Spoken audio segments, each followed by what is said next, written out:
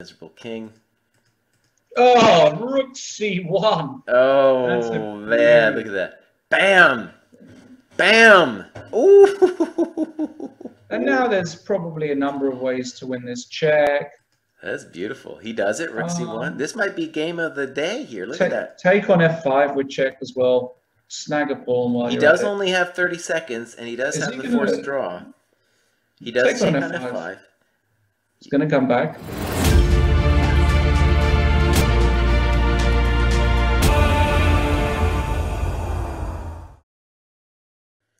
All right, hello everybody. This is GM Jesse Cry, and I'm joined with I am Lawrence Trent, and Lawrence is joining us from Berlin today. He has the dream job of getting to do commentary tomorrow on the candidates tournament that's going on. So I have a lot of envy for him there. Welcome, Lawrence.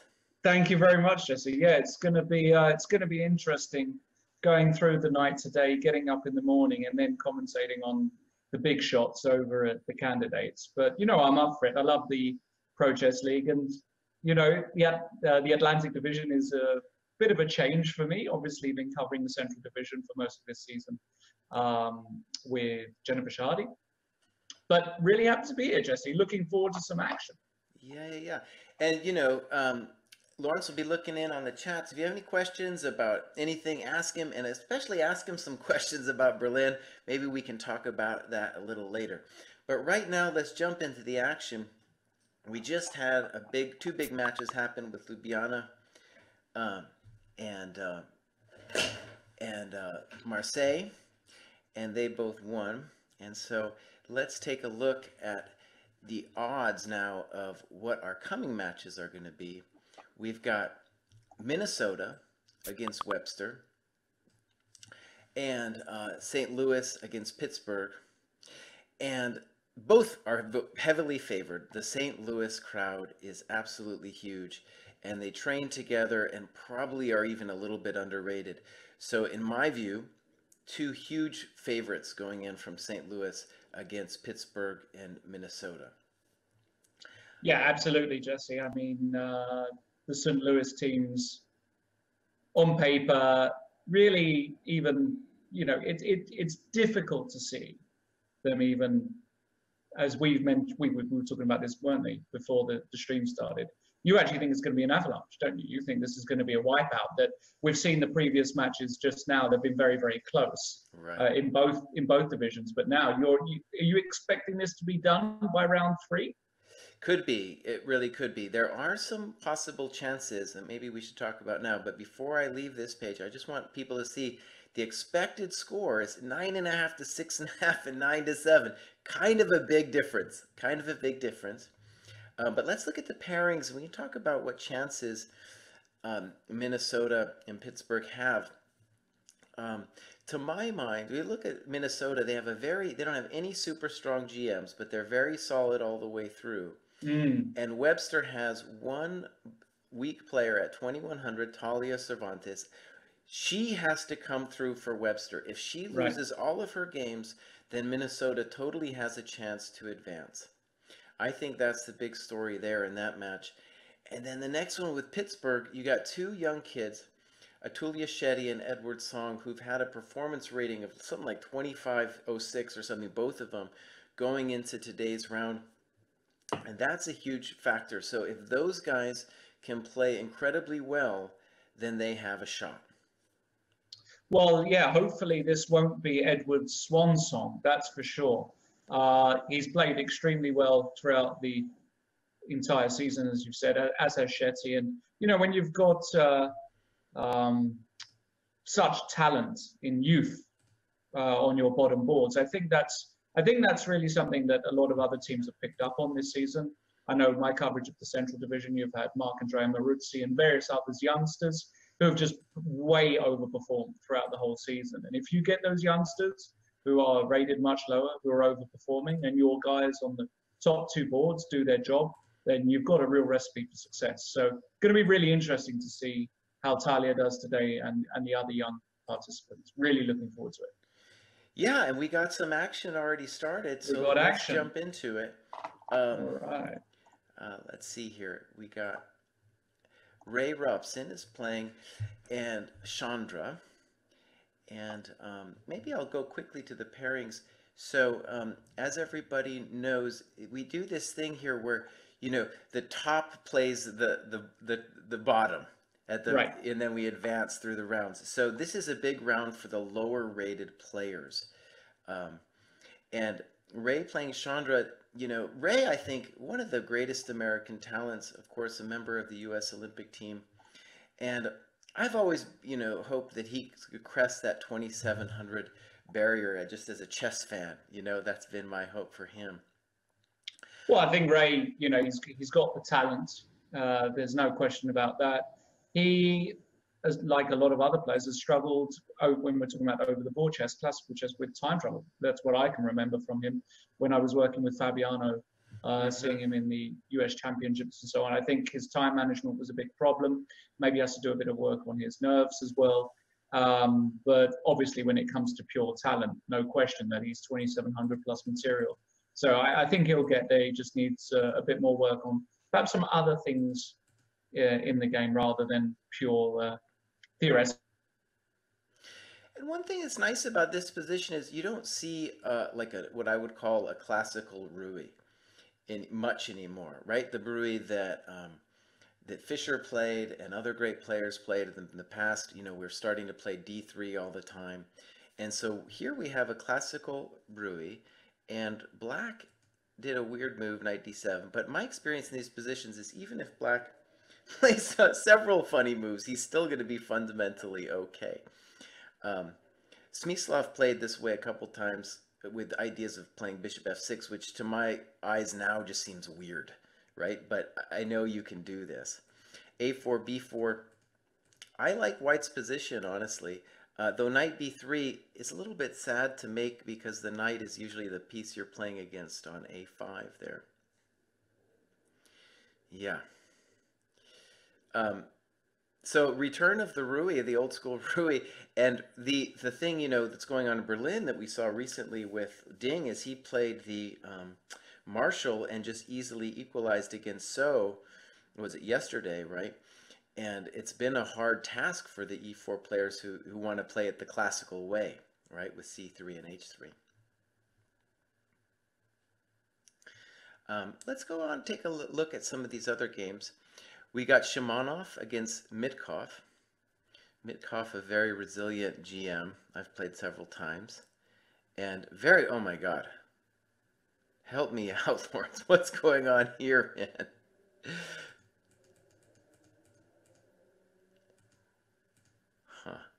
Oh yeah, this is standard Slav position.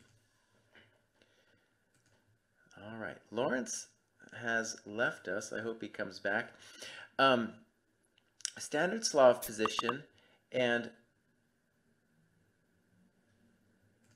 uh-oh, something happened.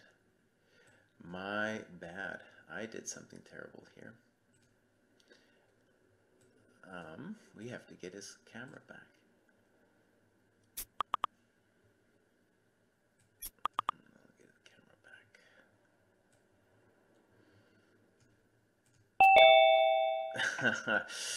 Tell me I'm here, because the whole house just blacked out, guys. Oh, the whole house blacked out. No, I Yes. was, people were telling me things like, you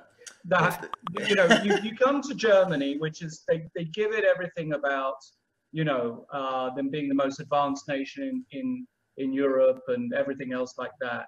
right. And then suddenly your lights go, your internet goes.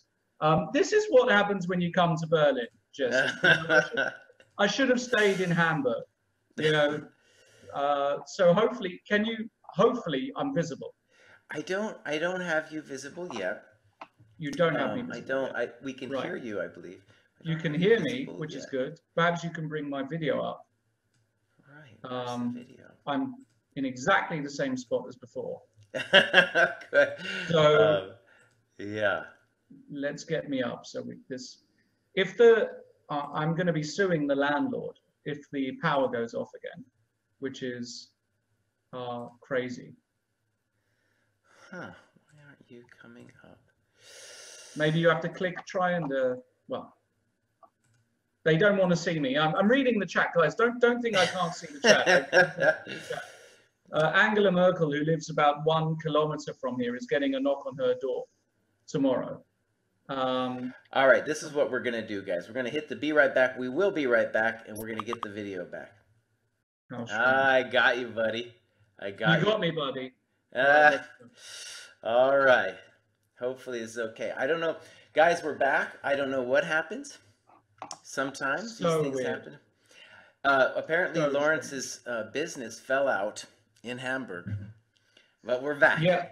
I'm going back to Hamburg, guys. Forget this Berlin. No wonder this was, communist for so many years. My goodness. They don't even have electricity over here. It's crazy. Okay, let's go to the games, Jesse. Let's go to the games. The good news is this has happened right at the beginning, which is great. Right. So let's just get stuck in here. All right. So this is the game between Mitkov and Shimonov that you've got on the board. And I used to do this too when I was a kid, this structure. And the problem is you're playing a French with without having the bad bishop. But this is just total madness here. Clearly it's some kind of theory. And we got a full-on mess that they're just playing out here. And well, yeah. And obviously White's claiming he has some serious compensation. He obviously knows the position, hasn't spent that long on it. No, he doesn't know the position. He doesn't know the position. No. Yeah. This is what we call in the poker world a bit of a bluff. I don't believe White's compensation at all here, if I'm totally honest. He is how many pawns down? And the knight on G3 is just terrible, right? Terrible knight. Black is really only 1 or 2 moves away from consolidating. Yeah, like just Queen A3 right now, and he does it. Queen A3. Yeah, this doesn't look good. This is just their bottom board. So, one thing to say about Minnesota is they really need that bottom board to outperform Webster's bottom board, right? Right. And that's the thing that's going to have to happen. It's going to be huge. Yep. So, yeah, let's scroll through some of the other games. Look at Ray. And let's look at Ray. Ray's got a fine position. It's so funny with the Rui. A lot of times you have some structural advantage, like the pawn on A5, but your pieces just aren't developed. And that's a little bit what it looks like here. Though Ray took, and now what? It's just a kind of very equalish position, right? Yeah, Ray's absolutely fine here. Bishop takes D2, bishop E6, and you're a happy bunny here with Black. This is not much going on. In fact, I prefer Black because I think the rooks come to the center real quick. And White doesn't really have too much to aim at. So he's going to play like bishop D3, right? That's what he's going to try to. Yeah, but okay. But the bishop can then come to B3 if you're not careful, and then rook FD8, and your bishops are hanging. Good point. So you got to start with something like bishop E3, right?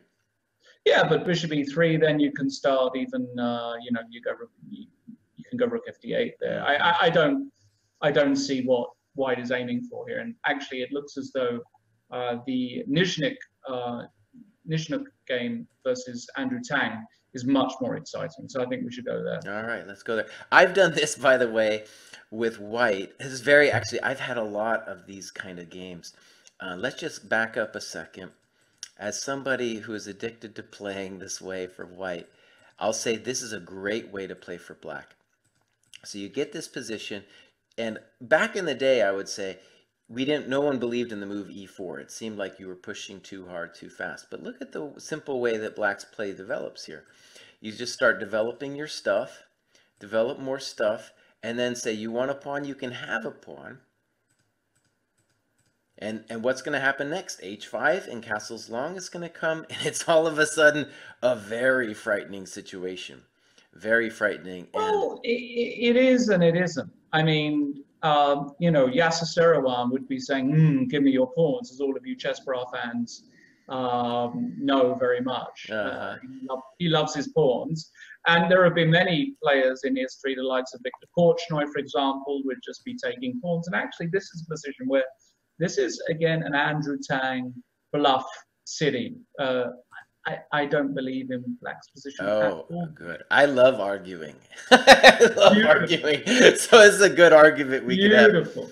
I would say that Black, he doesn't even need to develop the bishop on f8. It's already fine where it is. He's going to play h5, which he does. Yes. Then knight h4. The knight has to go to that terrible square. Yes. The other knight comes in. b3, sad move, rook g8. And I guess, you know, I will admit that I've been traumatized in these kinds of positions before. Even just in blitz chess, I've been totally wasted by people I felt like they shouldn't be wasting me. And it's very hard because, especially now with opposite side castling, it's going to be impossible for white to get initiative against the black king. And the initiative against the white king, I think, is just fairly enduring. Yeah, I'm not completely certain about that, to be honest. I think, and let me make my point here. I think the big problem is, and I just wiped my cam there for all of you guys there, because it didn't feel like you guys could see me that clearly. I think that's a lot better now. The big problem I have with Andrew Tang's position is that he's got these double pawns on f6 and f5, or f6 and f7, and the f5 square is a very juicy square for that knight. Were it the case that these pawns were undoubled and I couldn't plant a knight on f5, then I would be a lot more optimistic about Andrew Tang's chances. But in this position, I have to say, this feels like a bit of a 1 minute special, and he is a 1 minute specialist. But I actually think that Nishnik is going to weather this storm, and actually, as soon as he gets a bit more, he gets his pieces recoordinated, he's gonna cause black some problems here. Okay. To me, actually, you know, it's a little bit reminiscent of Kramnik's game against Aronian. And that game with the famous rook g8 and g5. I agree. That was better than this, but you know, I think this kind of barbarian chess, even classical time controls, it's very hard for white to actually win. And even if things go wrong, you can always have hopes for enough counterplay to draw. Like in this position, my bishop might just land at c3 very quickly. Is it the end of the world for white? No, but it's pretty annoying. It's pretty annoying if I get there. Is it? I mean, like I know I'm not playing devil's advocate here on purpose, Jesse. Actually, I mean, the bishop gets to c3 and what? I play rook c1, and then then even e3 is a possibility a bit later on because your bishop's not that stable. I mean, I don't see what black is doing after king takes g2. Maybe Andrew's got a great plan that I've just completely overlooked. Well, let's imagine king g2. Yeah. And then I assume queen g4. Well, there's more than one move that black could do, but queen g4 would be the first question, right? Okay, queen g4. And so your threat is queen takes e4, right? Right. So I guess I'm going to have to defend some guys and play the move queen. Well, if I play queen c2, you want to play knight takes f3, knight takes f3, and h4, right? That's your... Or d3. D3 also looks very strong. So king takes g2, queen g4. And if I take on e5, you're going to go fe5. And, even position... Yeah, I'd be fine after fe5, right? Well, even in that position, maybe I could go king h1, for example, and after queen takes e4 check, f3, something like that. I mean, I don't know. He played knight takes g2 anyway. Which, of course, I think might be a good move. But ideally, he wanted to do what you wanted, right? Which was to get the knight to f5. And so now I'm expecting queen g4. And, queen g4 anyway, okay. And a little bit unpleasant because if I can play d3, then I'm gonna, I'll activate the rook, and if I get the knight to d3, it's obviously pretty great too. Yeah. There's something that's not quite convincing me about this, but we'll keep an eye on it, I think, because there are some other games obviously in progress, and really, I mean, let's look at the Talia Cervantes game. We haven't been there against Mauricio Flores. Absolute chaos on the board. Absolute madness. What is going on here? Oh, yeah. you know, this is one of those positions where one thing we can say with absolute certainty is it's not equal. All right, that's the beauty of this position. Either white is winning or black is winning. It feels as though Talia, she's going to play bishop takes g6 here.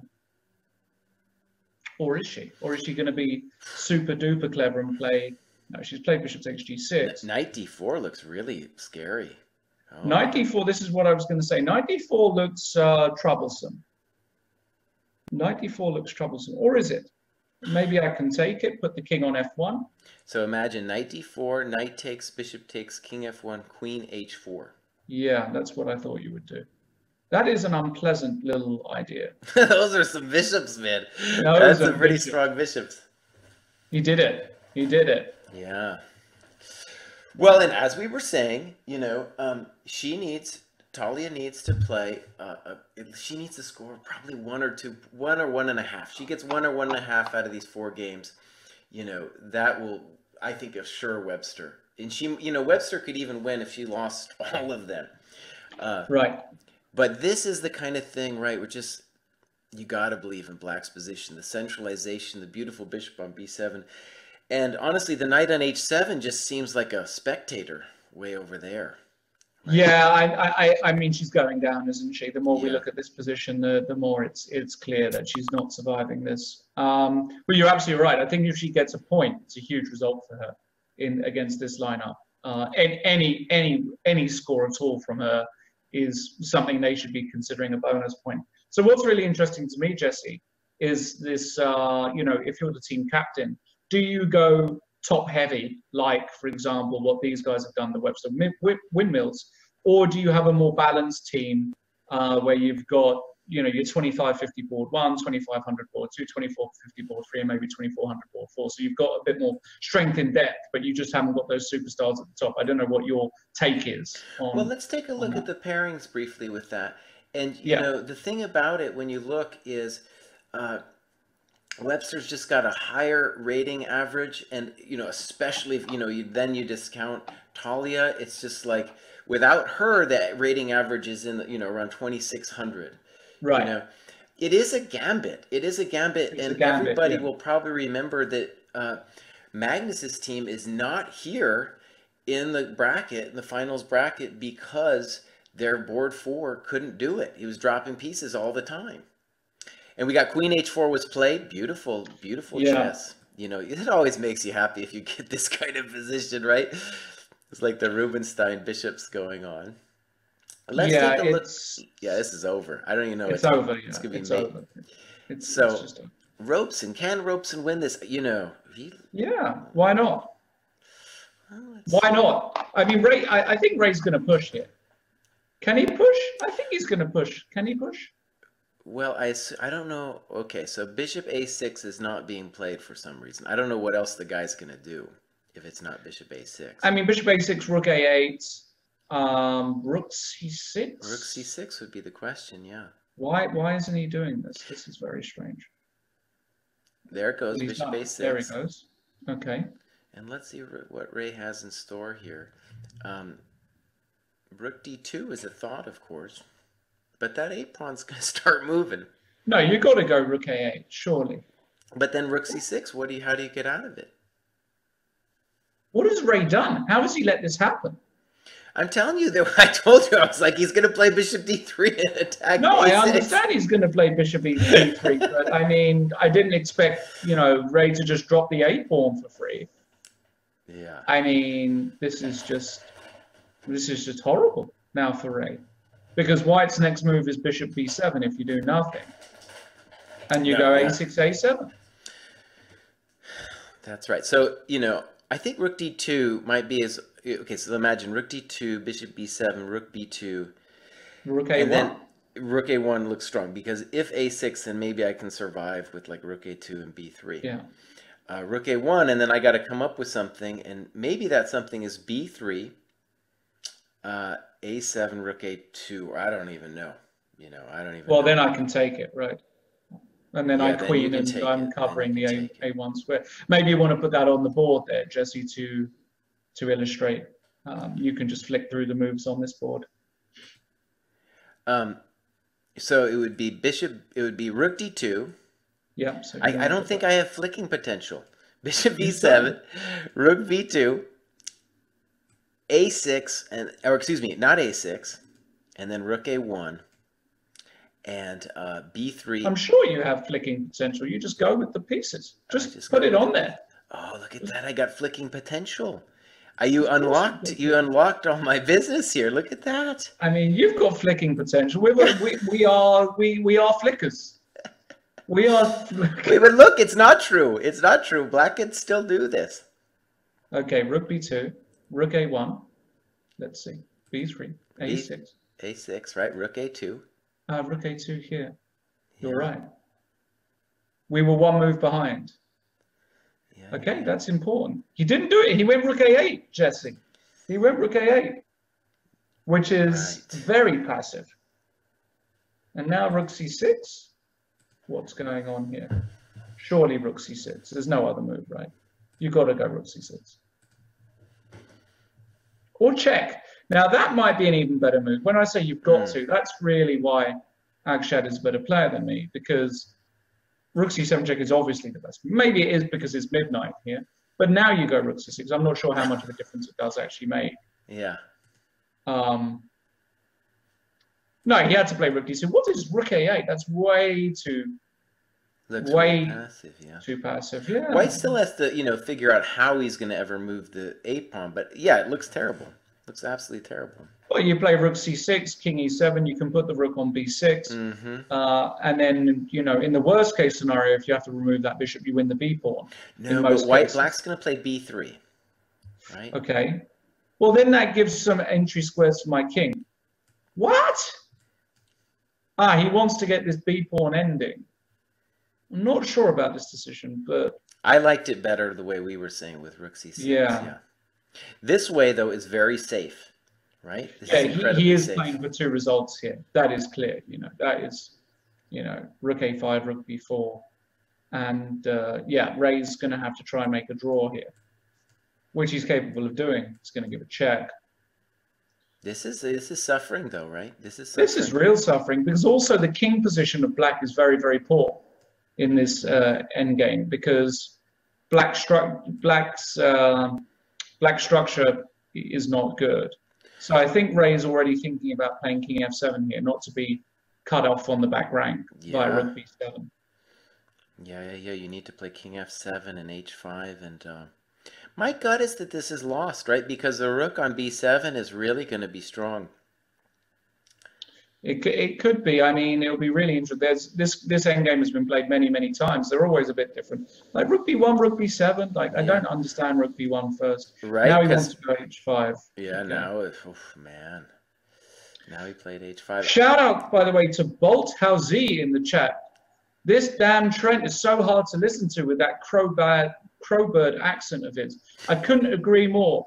I will be brushing up on my Texan vernacular, and I'll try and get some southern drawl to my accent, so I can be a bit more comprehensible for you. Apologies for that over there, Bolt Housie. I will work on it. I'll actually sign up for a course, Jesse. What kind of accent have you got? You've got quite a generic American accent, I would say. Oh man, I'm generic.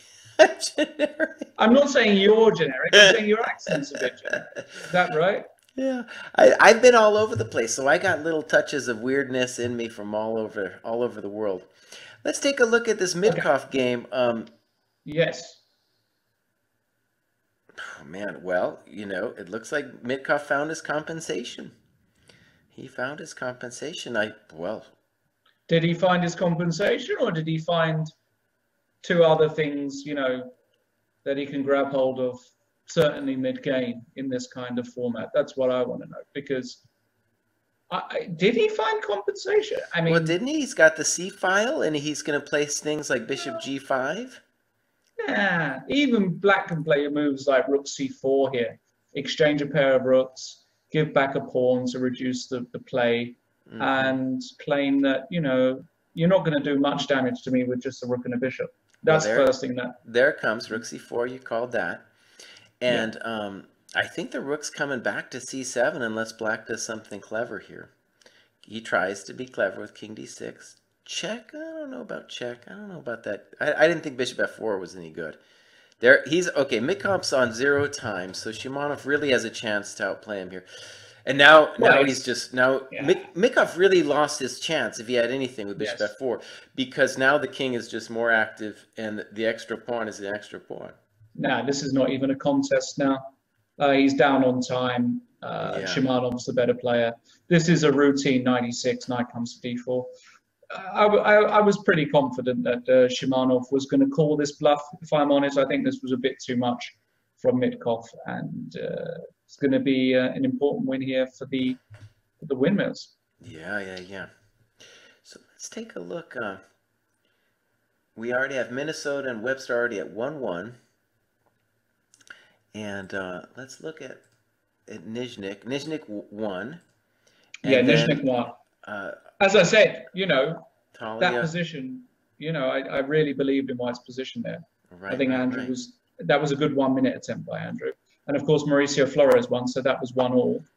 And now Shimanov's going to win. So what's going to happen in this Ray game? Well, Ray's managed to get very lucky against Akshat, right? He's got an easily drawn position. Yes, so that's an important hold for Ray Robson. Yeah, for sure. Okay, well, you know what? We can go on to our next matchup here. You certainly can. With St. Louis against Pittsburgh. And like we said, it's really the two lower boards, Shetty and Song, that have to pull it out for Pittsburgh. And they're going to be playing the big guns right away. Let's take a look at a Wonder Liang to start off with here. This kid is really an impressive talent. And he really is. Go. Oh, well, what do you think of that position? I can't even wrap my mind around it. Looks better for white on the surface. It's it looks good for black to me. I mean, you've got your a-pawn advanced. So you guaranteed play on the queen side whenever you want with a4. Your king isn't really under any danger at the moment. The knight on g6 is actually pretty well placed, covering squares like f4, h4, e5. White has got a tiny space advantage in the center. I guess we just have to be careful that he just doesn't start launching this f-pawn at us. That's my main concern here with black. It's, f4, f5, and f6, and that kind of stuff. So he took on g4, very interesting decision, deciding to play with the knights. I guess he's going to play knight e5 here. I guess this is his idea. Right, and I guess my prejudice against black's position is that the knight on b6 is not good, and especially now that pawn on g4 might turn into a little tickler with g5. Gary the tickler on g5, and that might not be so pleasant. That was a thing in my mind. It was something Fischer invented. I don't know if that's true, but Fischer had a lot of games where he played Rui and played h3 and then knight h2 g4 to get this kind of structure. And honestly, this is Capablanca as well, and now the knight's on f5, and you know what Gary Kay said about a knight on f5. Well, that's right. The knight on b6 needs to figure its life out. It does. That knight on b6 reminds me of me, Jesse. It's kind of okay placed, but got no direction at all. No direction in life at all. There we go. f4. It's looking brutal over here. Yeah, totally as I said, we're going to punt that f-pawn. I'm starting to like white more and more, actually. Well, let's take a look at a different game here. This is Jacobian.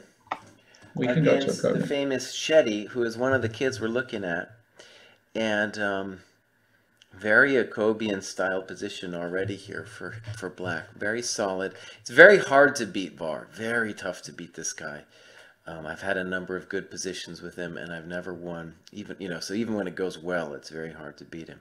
He's very resilient. I remember playing quite a lot of blitz against Var when I was over in St. Louis, and he's a tough cookie. He's a tough cookie, and he had a great year last year as well. Let's remember that. He had amazing results.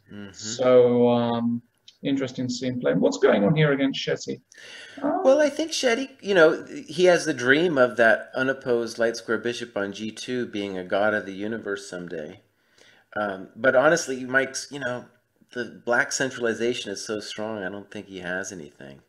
So I would rather be black, I suppose, here. Really interesting. This is another one where, hold on a second, Like queen d7, rook d7, knight d5, e d5, bishop h3. Good call. Isn't that a concern? Good call. Let's think about that for a second. Knight. You might want to put that on the board again as All you right. can, Let's as do you're it. a Queen d7, rook d7, knight d5. Knight This is d5. looking pretty forced. Ed, bishop Bishop h3. h3. Now, I could play knight e6. Yeah, you could, but I want that knight to retreat. That's the whole point. No, I mean, I'm going to grant you that I was just, clearly I think VAR blundered that. That was something he blundered. And at least here we're not losing, but we are a little bit worse now for sure. Oh, these two bishops now can work a charm. I mean, after knight e6, the first move I'd consider is just playing. I mean, I want to get a bit connected here. Can I even try f4? I mean, I know f4 is a bit out there, but it might just be very strong. Yeah, calmer souls could play bishop d2, right? You could even play a move like e3 just to control everything. But sure, you could go crazy with f4. Yeah, white's definitely better. White's doing fantastic, and I'm sure Shetty is looking at that. So it looks like a bit of a blunder, at least a positional blunder here by VAR, because once the knight comes back, Jesse, white is the one on the front foot. It's always good to be on the front foot. It's always good. Yeah, never retreat. Never retreat. Let's take a look at this game with Fedoseev and Song. And Song is the other kid who needs to really pull it out. Well, very rich position. The knight is fianchettoed. He's got a fianchettoed knight. He does. As a French player, I'll say I've had a lot of positions that are bad like this. And it's going to be hard for white to crack black open. And white has to worry about the d4 square getting cracked, so like bishop c5 and d4 would be black's dream. Yeah. I think most people would rather be white here, though, right? I'm not so sure, actually. I think white's position, again, lacks a bit of direction. I mean, yeah, you're blockading the d pawn with your queen, and the last time I checked my system, which was about 20 years ago, they said don't put your queen in front of the pawn. You're right, it always runs into bishop c5s and d4s. I actually prefer black here, I'll be honest with you. I don't see what white is doing here at all. I think, well, black needs to come up with a plan right here, but I think white has ideas of, he played bishop b7, ideas like knight e2 to f4. That looks strong to me. Another way of playing would be to, at some point to organize b4, but I don't even think it's going to work because you've always, actually, rook c4 could be met with queen c4, so b4 is a little bit out there. I think knight e2 would be the, let's call it the traditional move, right? Yeah, knight e2 is the traditional move. But again, I'm not, he played knight e2, so it'd be interesting to see what Fedoseev does here. I guess he's going to go bishop c5. The issue with bishop c5 is after queen d2, you then have to worry about b4. Why am I worrying about b4? I'm curious. Well, maybe you don't have to be worried about it. The main thing I guess I'd be worried about as black is my knight just absolutely terrible on g7? Well, I mean, do I want to do anything about it? Just to give you an idea, like bishop c5, queen d2, d4 might be, something that you have to seriously look at. But I could have just, in that position, I just played bishop b7 and then knight d4. And then d takes e3. But your queen's hanging on d7. And then there's no ef. My queen is hanging. Yeah. Now that is an issue. Now, had I seen that, I wouldn't have suggested. Yeah, this is where midnight eye is coming, guys. So I'm going to be blundering my queen. So knight e8 did happen, and so the sad thing about knight e8 is no one knows really where it's going, and now after that knight on e8 reminds me of me, Jesse. Well, a fair amount of times. I apologize in advance. And a quick shout out, by the way, to 51919, who said, "You are a saint for putting up with me." Just imagine how my other half feels, who's now soundly asleep. My goodness, if you think he's only got to do 3 hours with me, she's got to do a whole lifetime. Poor thing. Oh man, at the Trent household, it's just knight e8, knight g7, knight e8, knight g7. Get out of the bathroom, buddy. Yeah, knight g7 is a bit. What's this all about? That's an Oscar Pistorius bathroom incident there. I tell you, what's this? Yeah, this doesn't. Waiting to get shot at. Yeah, Waiting to get shot at. My this isn't goodness. good. Yeah. So yeah, it's definitely turned into a bad French very quickly here with Black not figuring his life out in the last couple of moves. The queen is going to be now bound to e6, which is a bummer. White has plans like h5 and king g2, rook h1. And now Black is going to kind of run for it with king f7, but you know, that's not going to save you. I'm not sure about king f7. I mean, now we're lining up all kinds of g4 ideas, right. h5, and I don't like this at all now for Black. I mean, when you go knight e8, knight g7, it's not good. He's given Black quite a few. He's given White quite a few tempi here. Absolutely, yeah. Don't like this at all. So now he's decided to play Kramnik style with rook g8, and you know, I will say it is tough to crack Black here. You know, because even if you get an h5, it's not the end of the world, and you always have to worry about g5, some kind of g5 tactic. Bishop e2 is maybe a good prophylactic move, so just so my queen doesn't get trapped on any weird g5 business. I like bishop e2 a lot because you also introduce the idea of sometimes putting something on b5 and knight f3, knight g5. But now knight h5, and yeah, at least now you can even go queen f3. So I really like bishop e2. Actually, knight h5, I like that move. That's very creative because now White has a decision of whether he wants to take that miserable thing. No, you can't take that. Yeah, you don't want to anyway, right? You can't take it. I thought that's the idea behind bishop e2, is that you can drop the queen back. If you take it, you grant Black all of this play down the g file. The bishop on b7 is a monster long term. You can never really move the knight on d4 because of this d4 check. No, he's going to play queen f3, no question about it. And after queen f3, we will be threatening g4. Yes. Yeah, queen f3. Yeah, so bishop e2, very nice. And like you said, it had more than one purpose with both bishop b5 and just giving the queen a square. Bishop c5. You know, a move like g4 looks strong. I'm sure he's got other good moves here too. Yeah, g4 looks good. I mean, I'm not sure about the king on h2, on g2. You know, I might have slipped that over to h2 in some positions, but okay, he's got a lot of good moves here. Let's see if we can find a really good one. But I do like g4, Jesse. I have to agree with you there. I think g4 I would be on the menu here. You went g5. Curious. Okay. Now, one question I want to shout out to our listeners here is maybe they can answer this to me. I thought my great hero, Shabalov, was going to play for Pittsburgh today, but no, he's not, right? I don't see him anyway. I don't see him playing. Apparently, no, he is playing. He's playing Forrest Chen. His name is Amur de Castle, playing against Super Bliss. So you've just got to find Super Bliss. That's Forrest Chen, and we can go to that game because it's super sexy right now. Shaba playing in typical Shaba style. Yeah, thank you for finding it. I love watching Shaba's games. Oh, what a mess. Fantastic. What happened here? King's Indian. Oh, yeah. Shaba's great, man. I love watching Shaba. Is it already done? What's happened?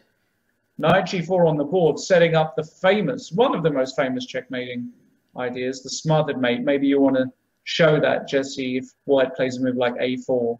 You want to show that on the board for some of our Sure. We got a4, knight f2, king g1, knight h3, king h1, queen b6, rook g1, knight f2. Yeah. Queen b6 to g1, right, exactly. That's a bummer. So, yeah. White played knight d3. And now it's Shaba's turn. You know, it's so terrible when you get the black squares like this. But I didn't even count the pieces. Am I right? Is Shaba like down? Is Shaba he's down a bit of material. You know, is he down a rook?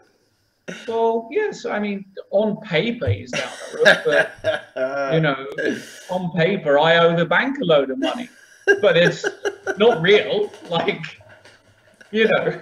I don't consider it a problem. Neither does Shaba, right? By the way, I don't owe the bank a lot of money. I kind of do, but we're not going to go into that. So Shaba needs to find something amazing right now. Yeah, and I often you lived in Germany. What's your view on Heidi Klum? I find her a source of inspiration in times like this. Tell us, how does Heidi Klum help you through times like this? Well, I would be able to tell you, but it's past the sort of watershed moment here. But in St. Louis, I think it's still before a certain time where I'm not allowed to make these very poor adult jokes. So we'll leave that to another day. But All right. he's kept the knight, which is important. H5. You know, you can't let that horse go. And now rook takes d3 is still in the air. Right. So white needs to move here. I mean, can you just go? Can you just be boring and go rook takes e2? Like, can't. Honestly, yeah. Well, yeah. Rook c7 even better. E2, yeah. Counterattack. You don't want to mess with the Shaba, man. You get your chance with rook e2, you better play rook e2. Well, rook c7 threatens mate in 2, right? So how bad can it be? Shaba's tricky, man. Like queen g6 now, right? Yeah, okay, queen g6, and we say, so what? So what? You can have queen g6, knight f4. He's got a lot. I mean, it should be winning for white. I just thought it was. When I'm playing Shab, you know, the guy's a magician. You don't want to allow anything. And basically, I know how Shaba thinks. He's right now. He realizes that this kid Chen doesn't have any time. This would be a huge upset, by the way. This would be massive. monstrous. The guy's 2100. Yeah, Jesse. this one's honestly, you know, like if Pittsburgh loses this game, I don't see any chance for them. It's right? over, actually. Yeah. This is a 3-pointer. This isn't a 1-point. Shaba cannot lose this game to Forrest Chen. Otherwise, you know, the odds machine will be. We've got a pre-match odds machine. You can see that, but you know. I don't even see really. Show the moves, Jesse. You're going to have to go back to the game because if you click on the return button. Right. So it's queen g6 and knight f2. We haven't got that on the board somehow. Let's see if that's coming up. Yeah, now we got it. And basically, Shaba's lost, but he needs to find some kind of magician-style stuff here. Yeah, I think he's toast, and that really would end it here. Yeah, a rook is a rook. A rook is a rook. That's right, and the queen can't even move off of g6. No, this is totally done for. Yeah. Let's go to another game. Sure. Let's go back to the Edward Song game because Edward Song is going to be singing tonight if this one works out. Like bishop takes f5. Oh yeah, let's. He looks like he's got a crushing position here against Fedorsev. So yeah, let's backstep and see how this went. So g4 happened. Knight g7, so the knight remained terrible. Queen f4. Yeah. Aiming for h6, beautiful. Oh, all of white's pieces are amazing here, right? Yeah. Oh, that's gotta hurt right there. Check. Oh, that's a nice move right there, bishop d3. Let me just say, as a French player, this is like the worst nightmare when the only piece you've got left is your dog. The dog's okay if you've got other pieces on the board, but if it's just the dog, it's not a good thing, my friends. Rook h8. Oh, check to the miserable king. Oh, rook c1. Oh, man, look at that. Bam! Bam! Ooh! And now there's probably a number of ways to win this check. That's beautiful. He does it, rook c1. This might be game of the day here. Look at that. Take on f5 with check as well. Snag a pawn while he does only have 30 seconds, and he does have the forced draw.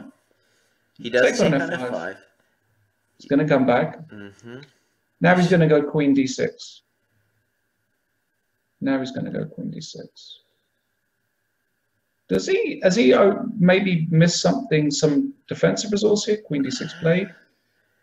Now king e8. And now I think... The bummer is if he plays knight f5, there's d4. Right. Did he need to play rook c1? Was that a bit of a unnecessary... It might have been too fancy. Well, Because I think E6 E6 and still Queen works, C, by the way. but E6 and Queen C7, and then what do you do? Yeah, There? E6, Queen C7, Knight F5, D4 check. King anywhere, G3. No, I can't go G3. Drawn. D4. Drawn. So that was a Ooh. huge chance that they missed.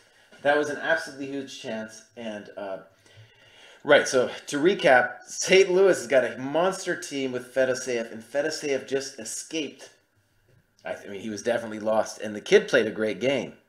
You know, definitely stronger than some 2,300 players. So that was really exciting. That was I think really after King F8, sorry to interrupt there, I think after Queen E6 check King F8 on that board, Jesse, I think White could have gone Queen D7, threatening Knight E6 mate as well. I mean, it feels like it should still be winning. right. It does. Yeah, you're right. Maybe Queen D7. That would be the chance. But, you know, Yeah. even then there's going to be Bishop C8 or something. Well, no, Bishop C8, Knight E6 mate. Yeah, it's mate. So Actually, let's look at what you're saying. Queen E6, King F8, Queen D7, Queen D7. Knight E6 mate. Yeah. You're the one that found that. That was.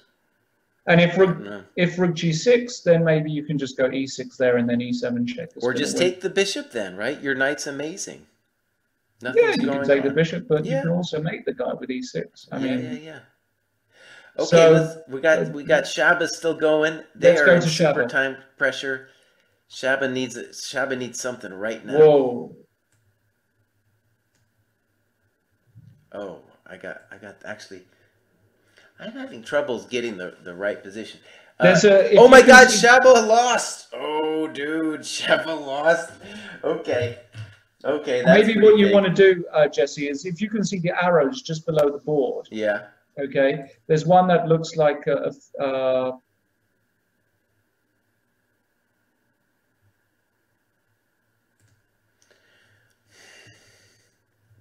All right, everybody. We lost Lawrence again. I don't know what happened to the guy.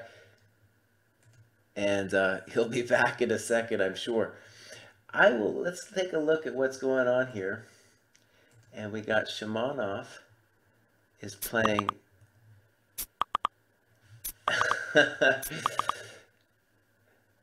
And we're going to get him back in a second. Don't worry, guys. Shimanov looks like he has a beautiful position. This is like a reversed Sicilian dragon. All right.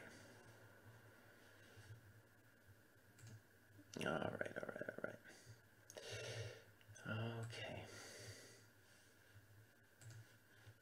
So. All right, people. While he's getting back, and we got Knight D4. Beautiful position. Some people like to play this way for white, and basically black always plays on the D4 square, and it's, you know, very hard for white to actually get anything. But I've always liked this kind of thing. Maybe you can play King F1. Queen D1 happens. E3's next. So we got a nice position. So all right. Bring up a board. Let's put just a smiley face of me or something. Right. Right. Yeah, let's talk about the games. And so let's just do a little bit of a recap here. St. Louis is leading 3-1 as expected, and Webster's also leading. So the real danger here is that they get blown out real quick. Yeah, you know, we said before the whole broadcast started that you don't want to get blown out too quickly here, and St. Louis off to a flying start. Webster still a bit of fight in it, but as soon as you start winning 3-1 every match, 3-1, 3-1, very, very quickly it becomes an insurmountable task. So I'm going to stick with the predictions that you said, Jesse. I think that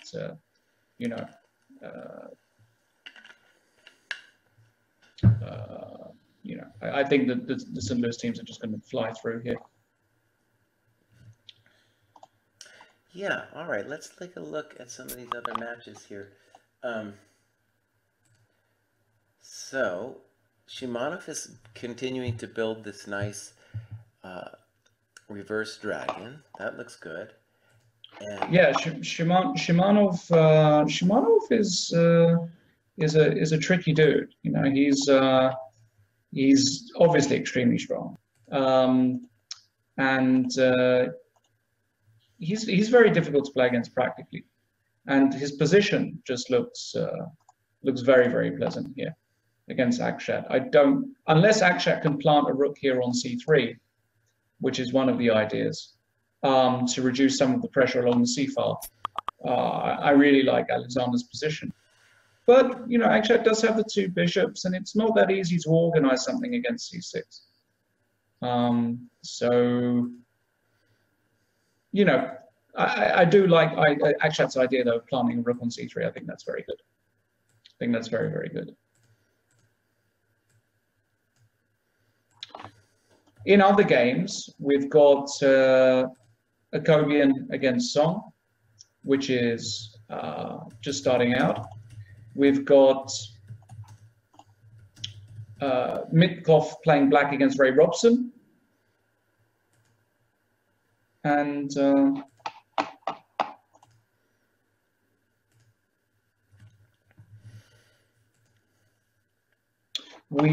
that looks very, very nice for Ray. Looks like he's free rolling that position.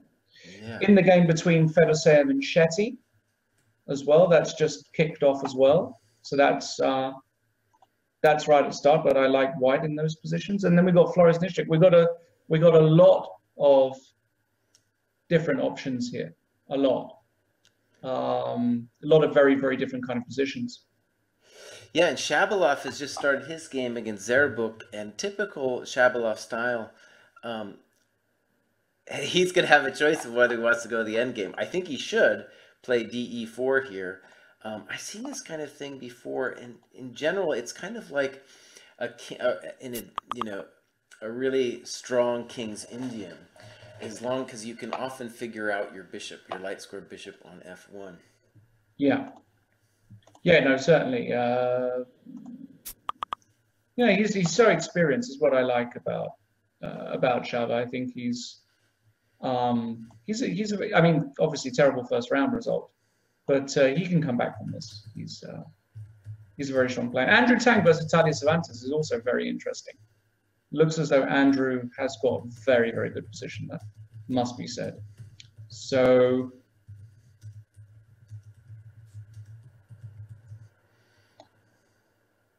reading the chat, guys, the board is going to stay there, if anything. That's more important than seeing my face. We are working on this. It's not me. That's the good news, as you can hear me. And my video is okay. We're just having a few problems capturing me here. So stay with us.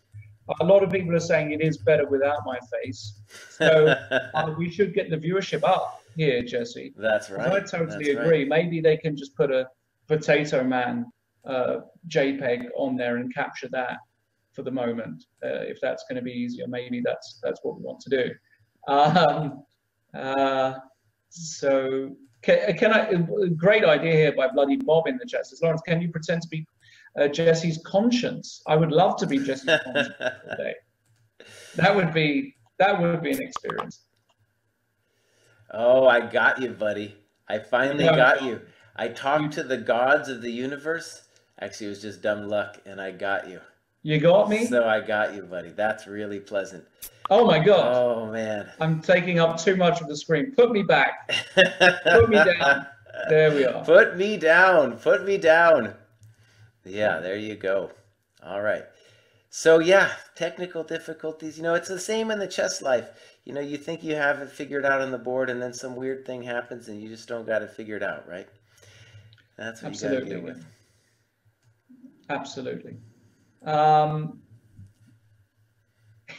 They're now saying, my goodness, my forehead is even bigger than before. Now, guys, I mean, to be honest with you, as I've aged, you know, it is true that the forehead has also grown with my age, but I take that as, I wear it as a badge of honor. I mean, look at Jesse. He's in a similar spot as me, and he's still wonderful. So, you know, we can't be too disheartened, right, Jesse? Oh, that's right. We lose a few hairs. So what, right? We're married.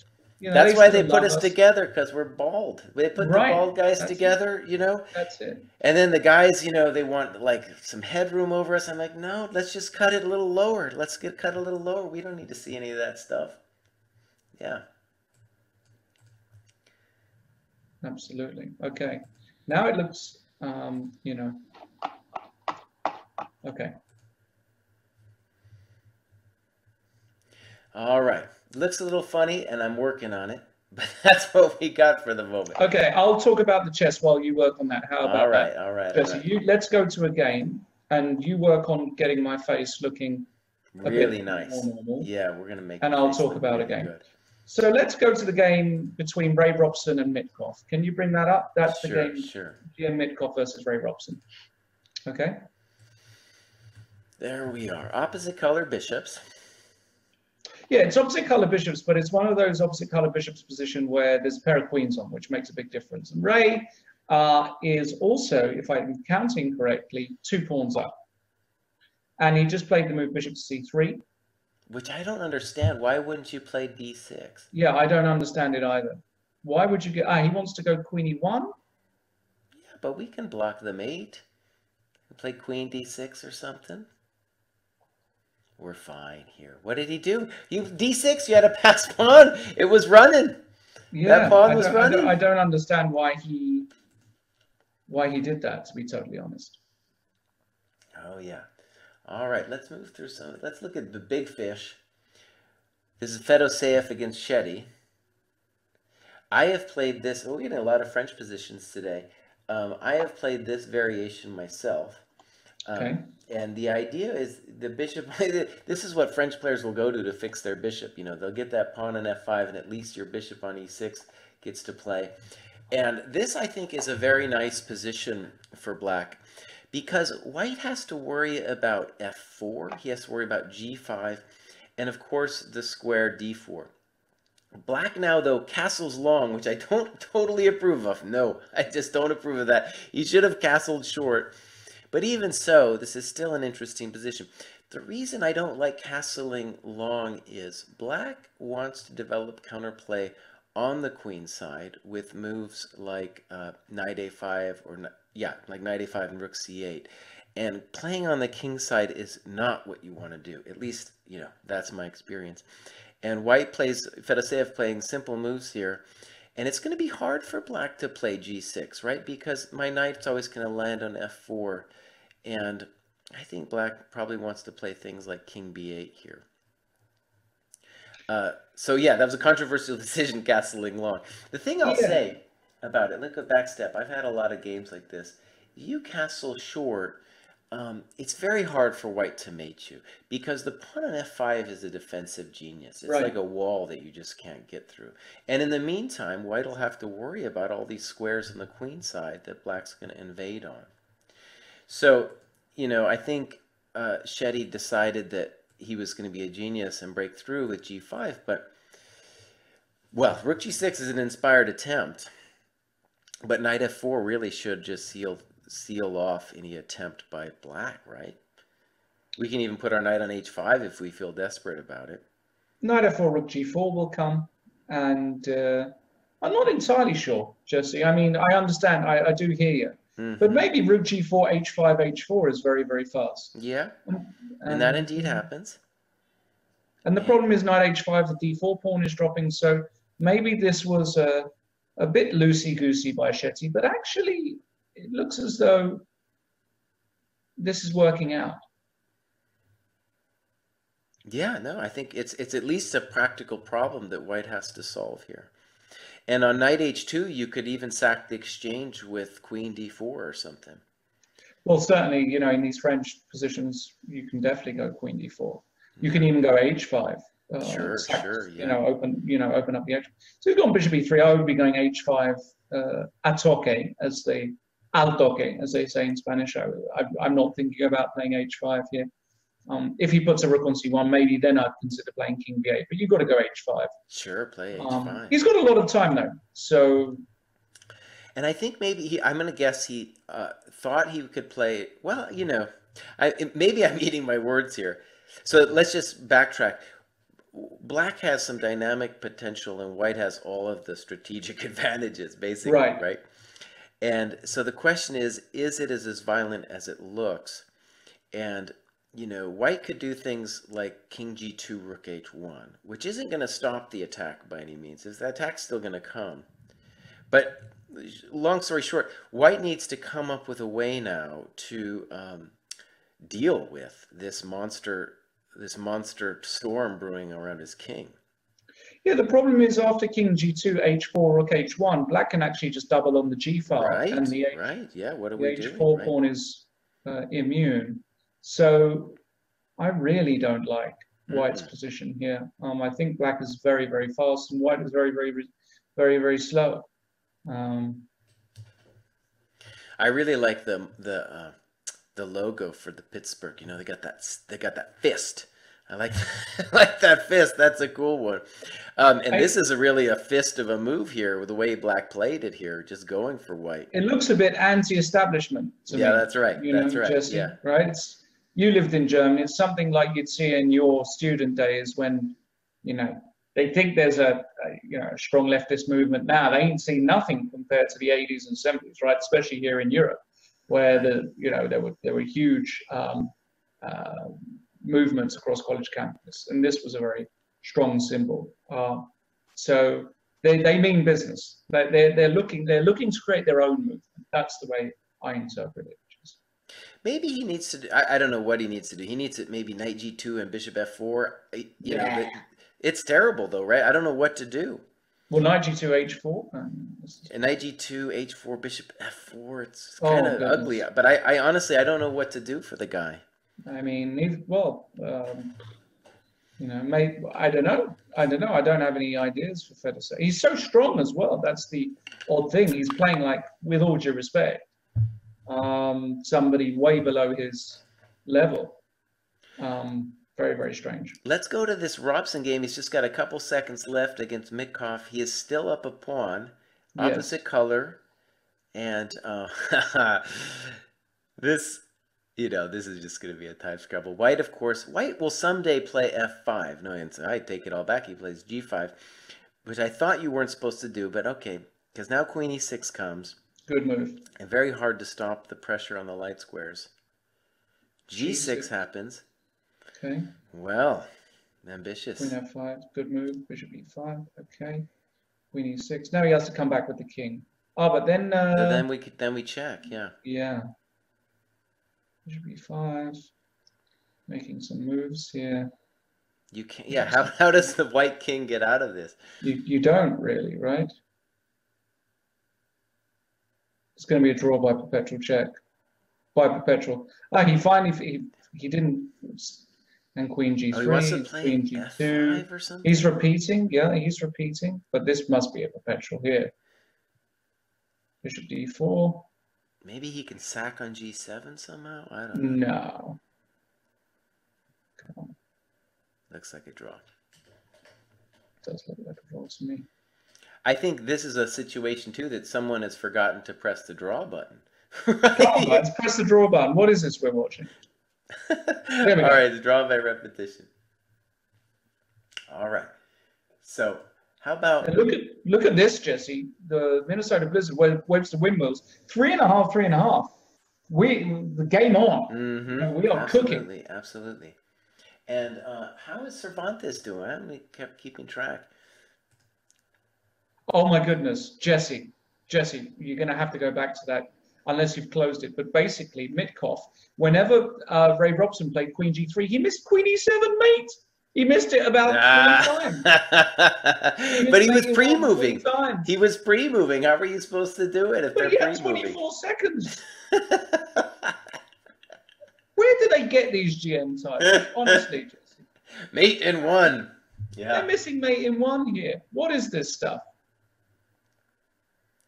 So we got Shaba is playing Zarabuk. Yeah. And Shaba and Pittsburgh need to step it up real soon here.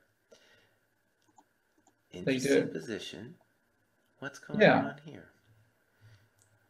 Very interesting.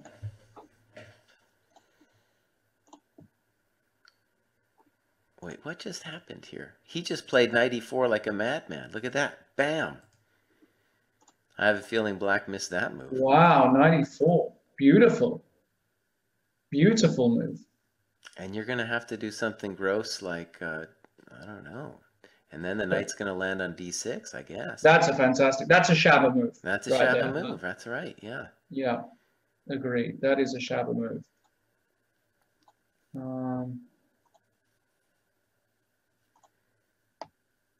Oh, that's beautiful. And Zerbuk, what? I don't know, rook a7? Something like that?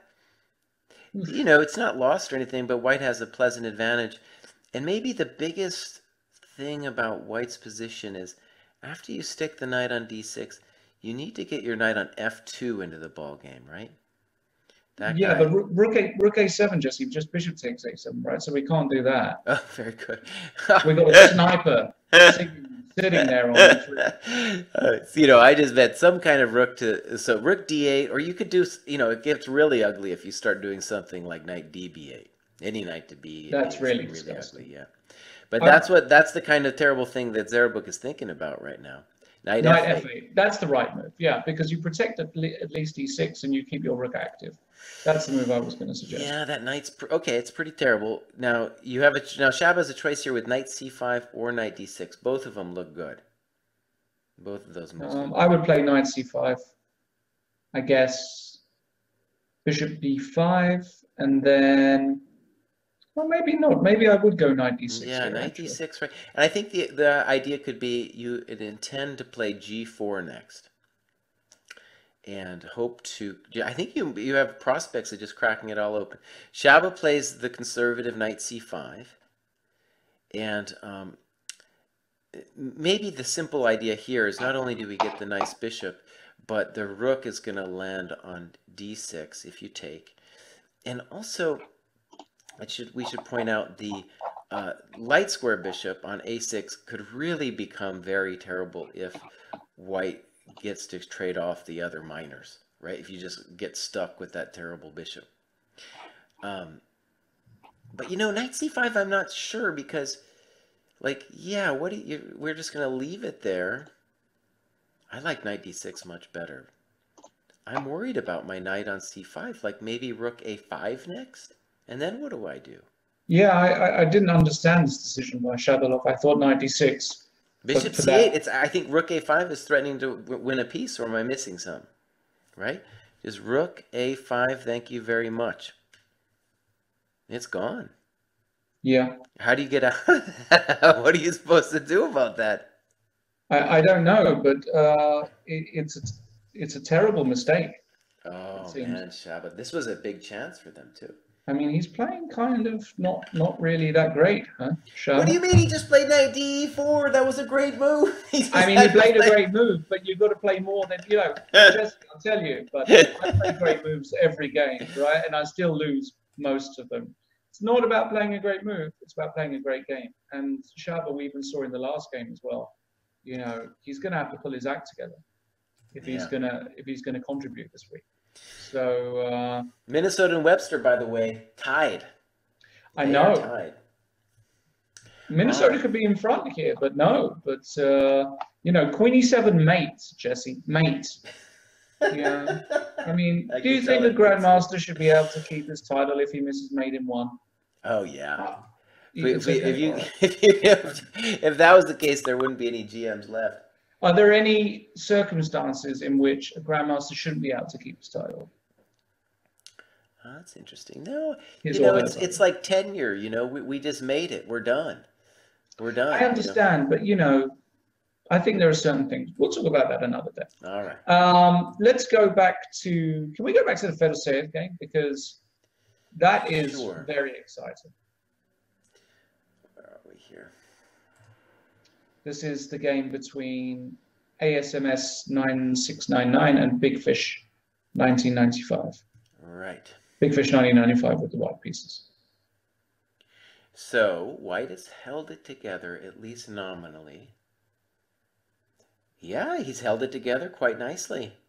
It's still probably better for black, but at least white hasn't lost yet.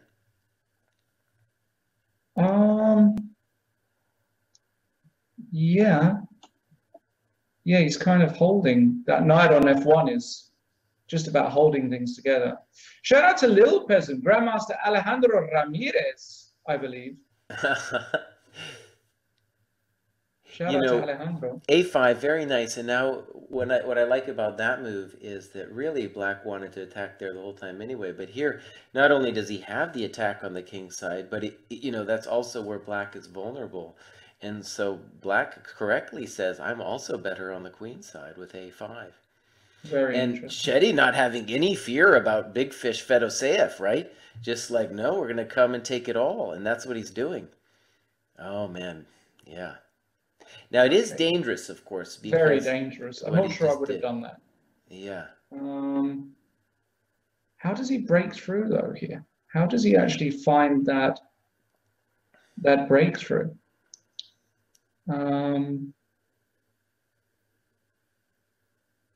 Not so easy to But actually... white isn't really threatening anything. Even if you pin my bishop on b4, it's not going anywhere. I can just sit for a while.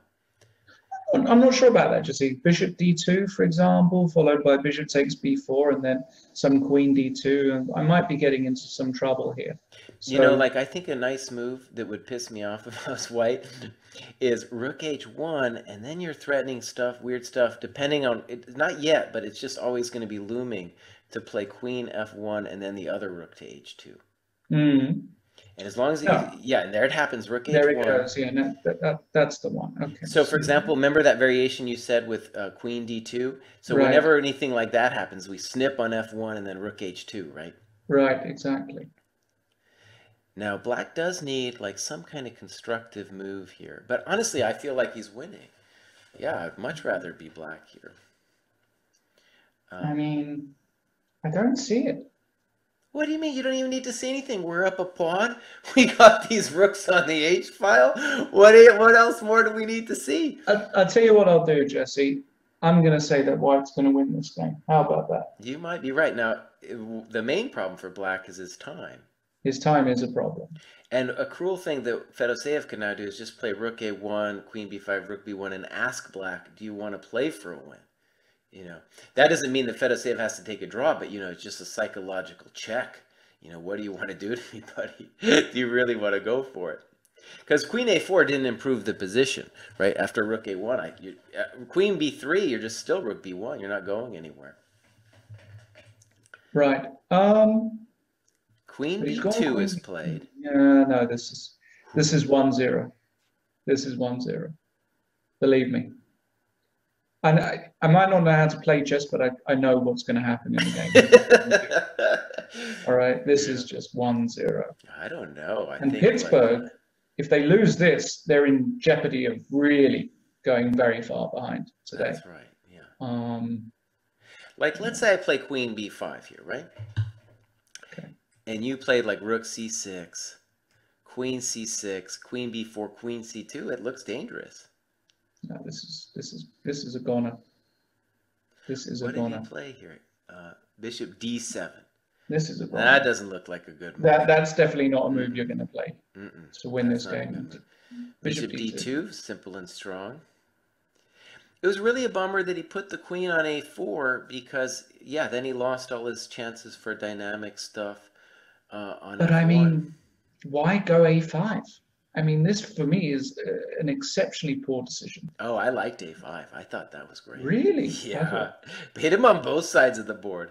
Hit him on both. I thought, by the way, I mean, he was the guy who castled long. So already you're setting yourself up because eventually you will have to play on the queen side. Bishop d6, very nice. Nice finish. Game over. Nice finish, yeah. Game over. Bishop takes e5 or d. Oh, rook a1. Rook a1. So this is close to the end for Pittsburgh. This is it. Let's go to another game. Yeah. Right. So let's go to Shabalov versus Zherabuk because Shaba is just always pieces down, right? I mean, has Shaba ever had an equal ending? Well, he lost that piece on c5, like we said. He didn't mean to play it, Well, I mean... Okay, so Zherabuk has to figure some things out. Very cruel for Shaba, very cruel to lose like this when really he had such a nice game after knight e4. And knight c5, okay, let's just say that's something that I think even the top GMs in a blitz game could fall for, right? Because it feels so natural. And then all of a sudden your knight, this beautiful piece, is just done for on c5. Yeah, just looks like Shab has not quite got into gear. Although at least he is fighting here. He is fighting here.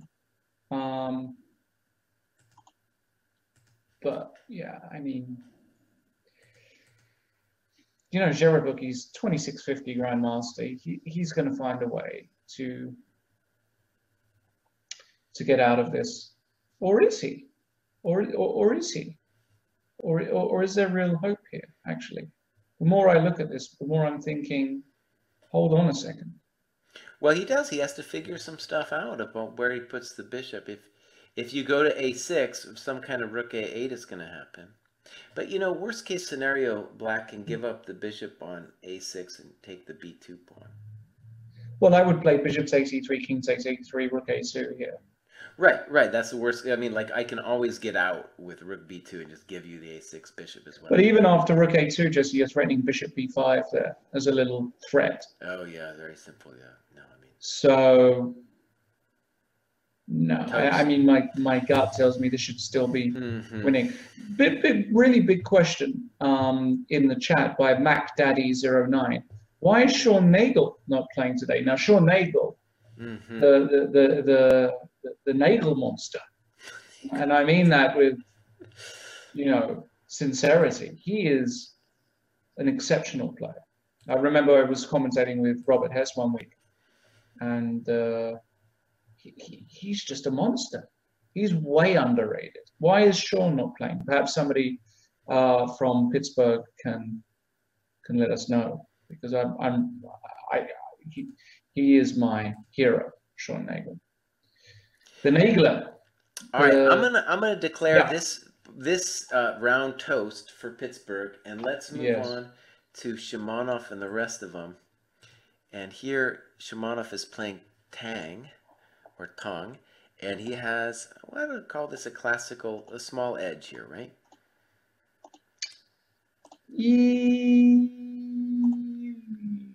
Yes. Yeah, this is what old guys like us like to do, right? Just a little bit of pressure, you know. Forget your bald spot; it's okay. You're doing fine. You know, Queen c7, and so this is the kind of position where White needs to find something a little bit dynamic.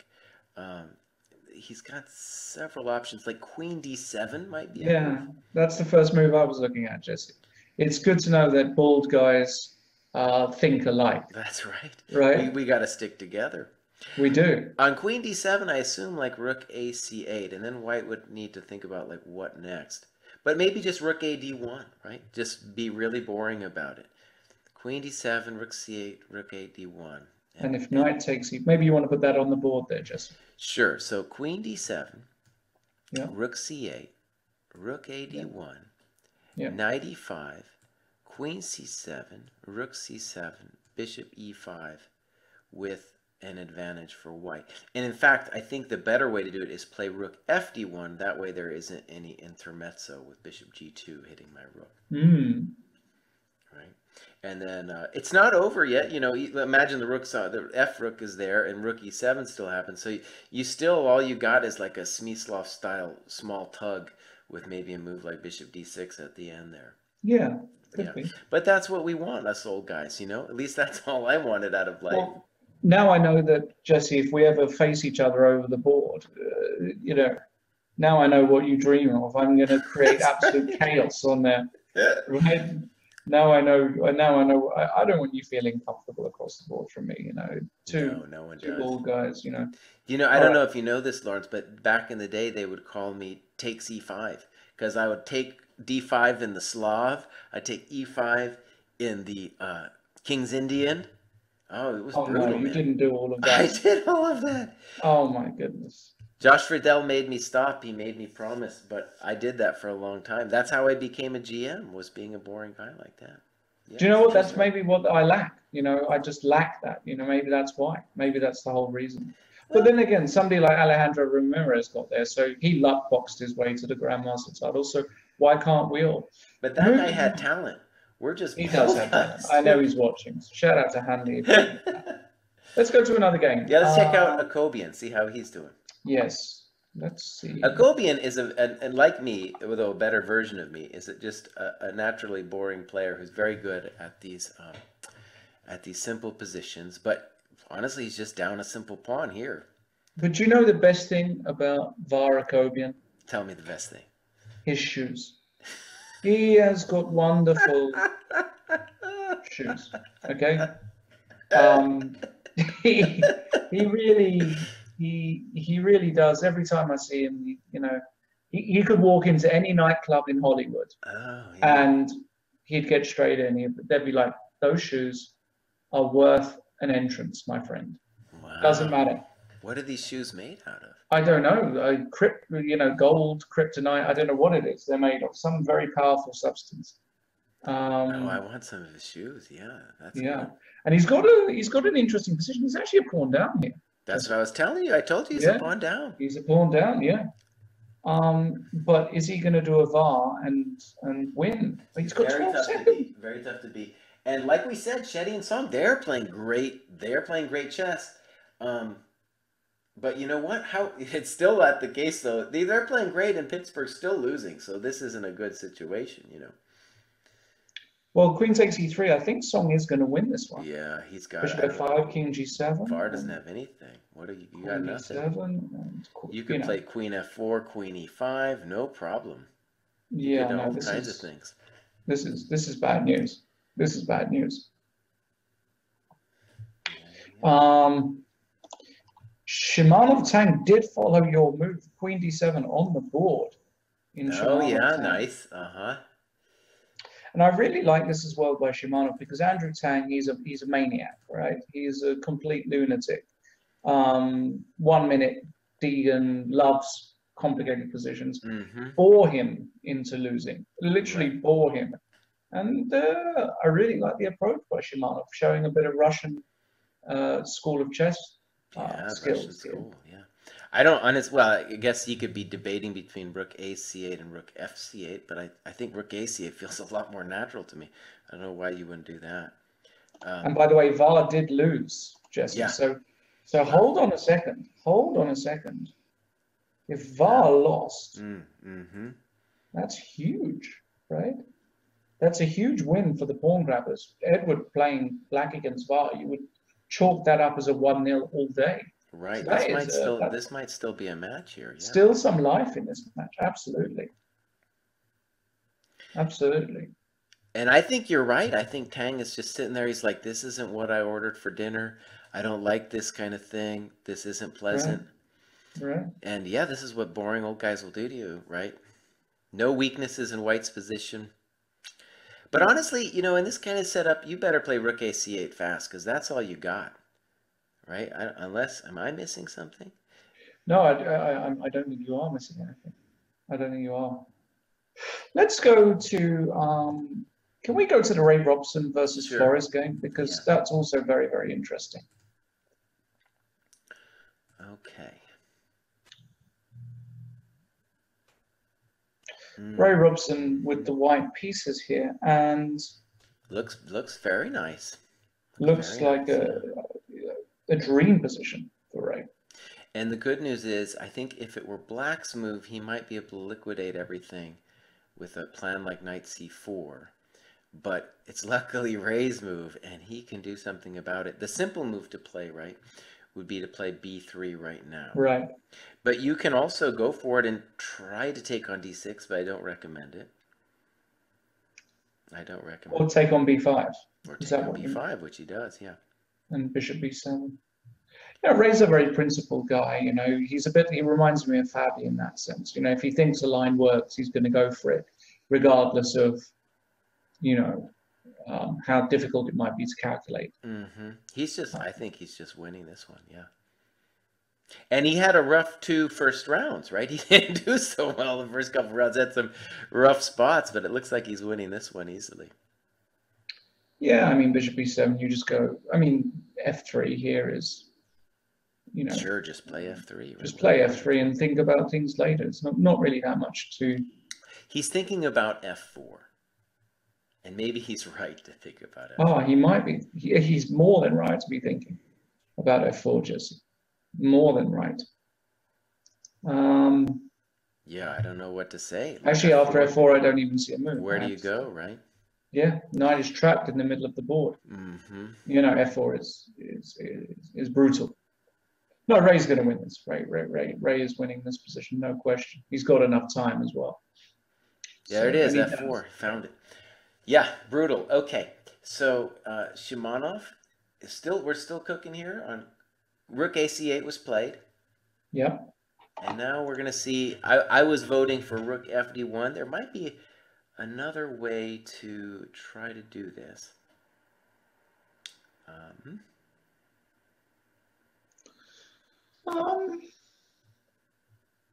Not sure. Rook FD1 has been played. That's right. One thing I like about positions like this is, you know, you can really just kind of, it's hard to go wrong, and a natural move like Rook FD1 is going to be right. You know, so in the variation, let's just talk about this for a second. I was looking at knight e5, and then I took on c7. But I want to, well, I was going to add that bishop e5 is also possible, but it's no good. Bishop e5 is no good because I'll just take, and you can take my b7 thing, but I'm going to win this pawn. And yeah, nothing. So the question is going to be, I think black should take, let's say knight e5, and then we're going to get this endgame that we talked about. I think rook e7, and now the old school move here would be bishop d6, and to claim that we have a small edge. Nothing special. Nothing special, but it's definitely an edge, because our king will be a touch better on g2, you owe me a move with h6, and of course I own the d file, but you know, just a very small edge. Yeah, that shouldn't be enough for a win, to be honest. So I wonder if white can just create a bit more tension.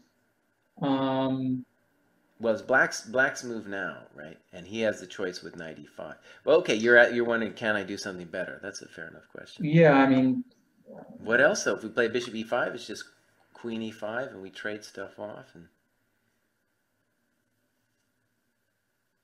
then black might even be better if we play bishop e5.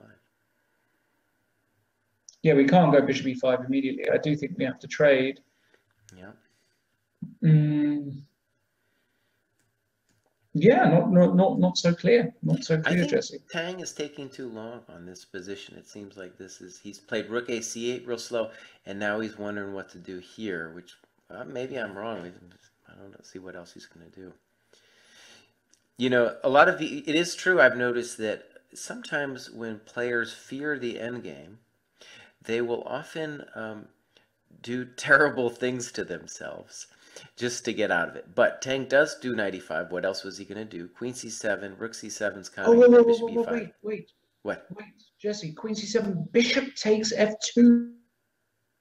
Bishop takes f2?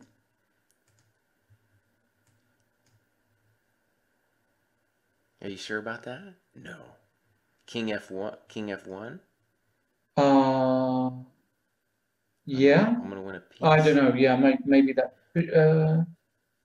King f1.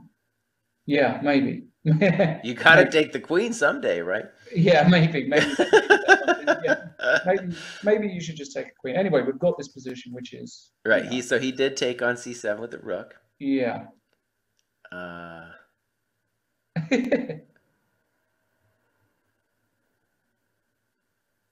Well, this is fine. This is completely fine. Oh no! I see what he did. He did do another weird intermezzo. He played knight f3, which I don't know if it helped him too much, and now rook c7. I was looking at the board. I was like, how did he even get that? Yeah. I don't think that changes anything. Bishop. No, it's gonna equate to more or less the same stuff that we saw. Yeah, bishop e5 happened. Rook c7. Maybe part of the notion is that Black believes that white is obliged to play bishop b7 now. Otherwise, the double pawns mean something. I don't think the double pawns do mean anything. Maybe I'll say this. Maybe it was a little clever, because in the other variation, when you take on g2 eventually, the king will come up and be active. And although I don't think the double pawns mean anything, it is true that white's king will be a little less active coming towards the center. Hard to imagine a different move here than bishop Mm, d6. yeah, unclear. Maybe But rook ac1 too is a simple move to play. Just keep the for pressure sure, with rook ac1. for sure. I should point out we've got a really interesting game going on here in Mitkov versus Nizhnik. Perhaps we can swing over to there.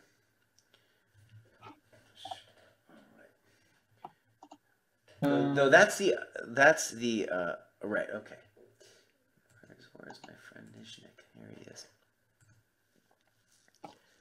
Oh yeah, Okay. what's happening here?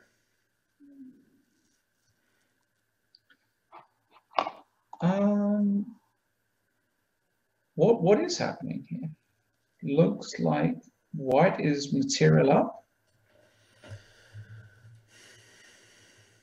2 pawns down here for Nizhnik, which is quite serious. This is so the difficulty is going to be the white's dark square bishop is a little funny, but otherwise it looks like he just has a simple, yes, and his king's better too, right? So no big problem. But he does need some good moves here, because if you just move your knight, then knight d5 might be full compensation. But this is a big position here for Mitkov, right? Because if he wins this one. So what do you do though? Do you play, if you play bishop d2, maybe even knight d5? He plays knight e2. Okay. I think knight d5 might be compensation. At the very least blitz compensation, I'll call it that. Because yeah, we have the white is going to have a hard time organizing. Knight d5 comes. Okay, and now bishop c1 or king f3. Yeah, I think I don't really want to put the bishop on c1 if I don't have to, because I want to put the rook on c1, right? Okay. King f3 happens. Okay. King h7 is uninspired. He played that very quickly. King h7. Very quickly, yeah. I guess he's saying. I guess maybe it's an interesting plan. He's saying, I just want to try to get the king onto the light squares, but honestly, I don't think it's going to get there. No, I mean that's, the king is not a good blockader in a lot of positions. Well, can be sometimes a blockader. Bishop c1 happens, and I have to admit, if I was black, I'd breathe a little easier, just because now I don't have to worry about rook c1. At least not right away. I mean, the reason I like bishop c1 is because we defend f4 from afar, and we prepare the moving of this knight from e2, so we can put the knight on g3. Now we can't, but maybe here I would just go, king e4. I like it. Beautiful. Get the king active. Excellent. And on rook e7, what are you going to do? Rook e7, we'll go back to... On d3, I could play knight b4, right? Snip a yeah, and king d2 and knight takes a2 is a problem, so we actually have to go back and repeat. Yeah. Maybe not king e4. Then maybe you have to go rook g1, get the rook to the g file. And I was thinking, maybe just h4 is a nice building move anyway, and maybe someday I can play either h5 or f5 myself.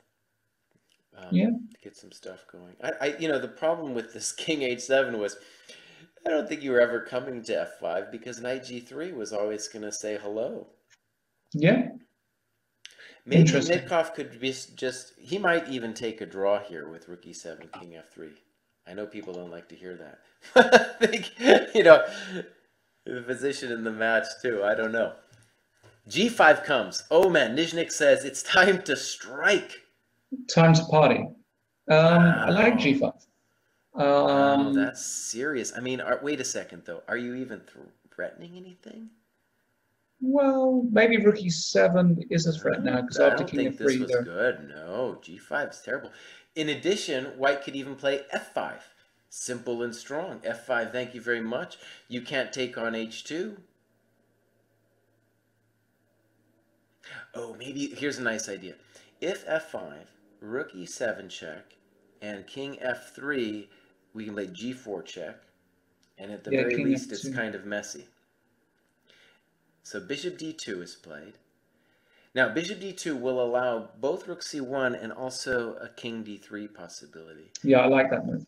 That's a good move, bishop d2. What I Very didn't understand about g5 is, like, you're not threatening to take on f4. I can right, just recapture the thing.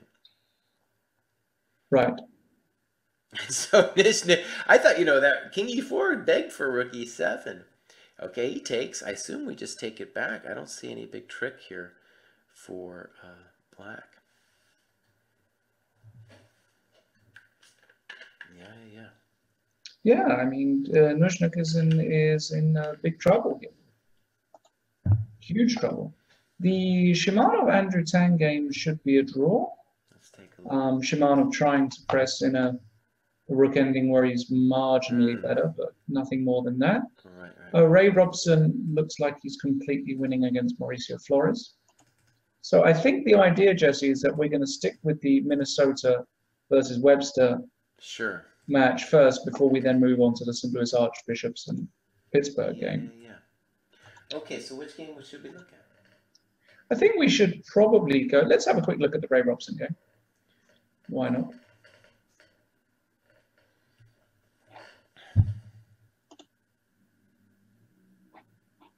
Well, black hasn't lost yet. Black certainly hasn't lost yet, and he hasn't got even less pieces, which is perhaps more surprising. What happened?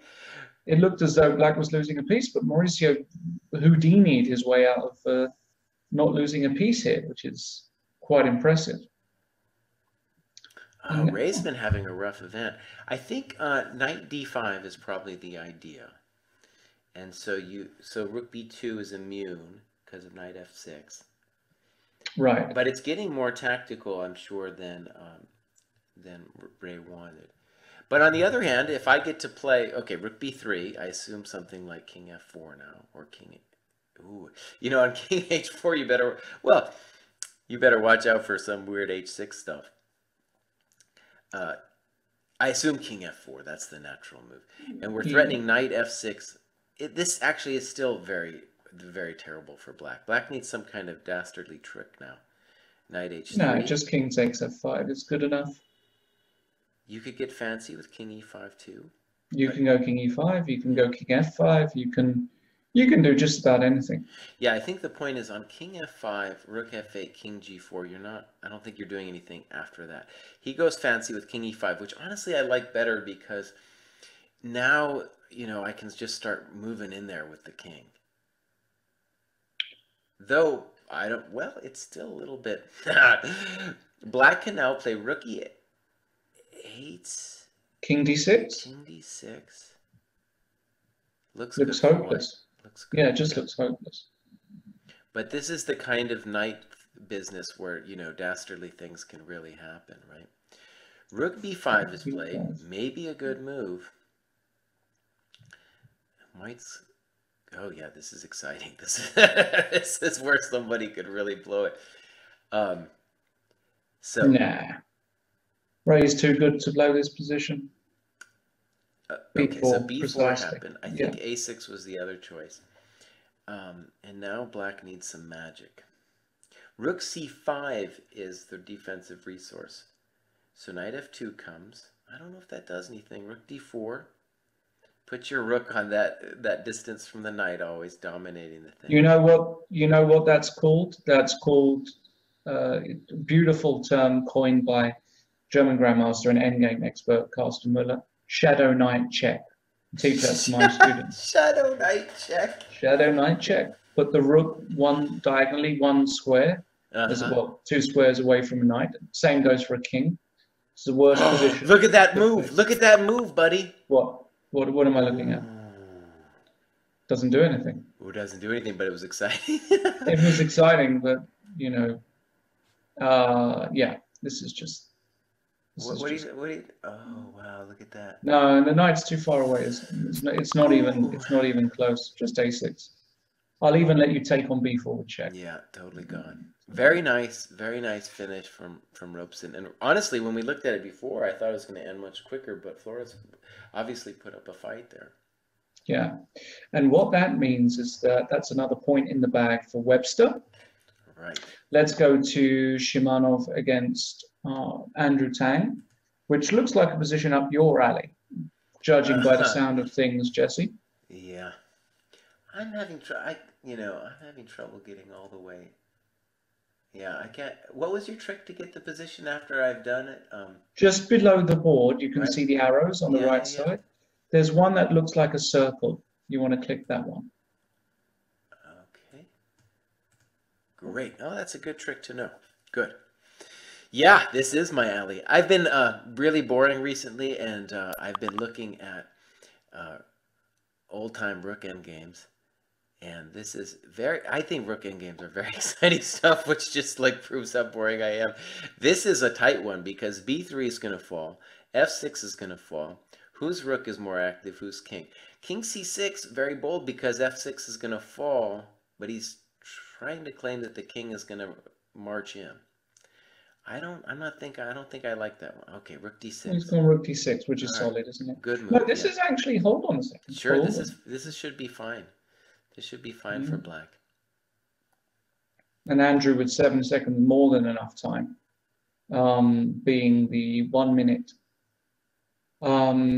king that he is. So, oh, yeah, good move. King c5. You better go back to h4, buddy. You better go back. Yeah. Yeah. One thing I was thinking is instead of rook h8, rook c4 was kind of interesting. And then rook e8, rook c6. Oh, at least interesting. I think king e4 might be strong now. King d3 instead. Well, then you could at least check back. King d5, okay. These guys are just checking around. They are. King e3, come on. And now you need a zugzwang move like rook. Okay. Yeah, because you can't exchange rooks easily. You've got to calculate quickly, and you can't. Mm-hmm. And the nice thing, actually, for all pawn end games is white has the extra pawn move with the e2 pawn, right? He can lose a tempo there. Okay, fine. Rook e8, we've seen this before, buddy. Yes. What do you got?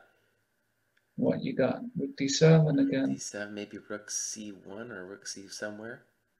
I like rook c1, Jesse. I like rook c1 a lot. But, then black can play rook h7.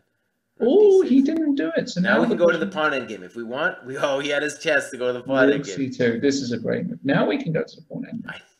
Now he has to calculate. Scary. This is really scary. He decides no. He might be right, too, because black comes to b4 so quickly. He comes to b4 so quickly. Yeah, I don't think they have time to. Now rook d5 and rook b5, maybe. Okay. Minnesota, by the way, is now leading. That's what I get. Yeah, this is unbelievable.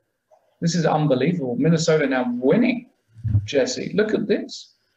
I would like to scream louder, but I've already had my missus come in and tell me to shut up. No, really? She has. She's peeked her head around the door. She has.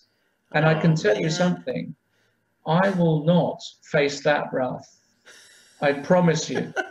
I would rather be mute for the rest of the broadcast than have to face that in the morning. All right. These guys, no one's offering the draw or anything. They're keeping going. This Tang kid, like you said, he's a blitz master. He's playing for the draw now. He's going to click that draw button, unless Shimanov does something amazing. Huge achievement for Tang to hold against Shimanov, right? You're playing a guy who's rated almost 2,700. Yeah. Oh, not a huge achievement. I mean, Andrew, he's a grandmaster. Shimanov. I mean, huge achievement. I'm not sure, but not a bad result. So. Well, like we were saying, they have to hold off.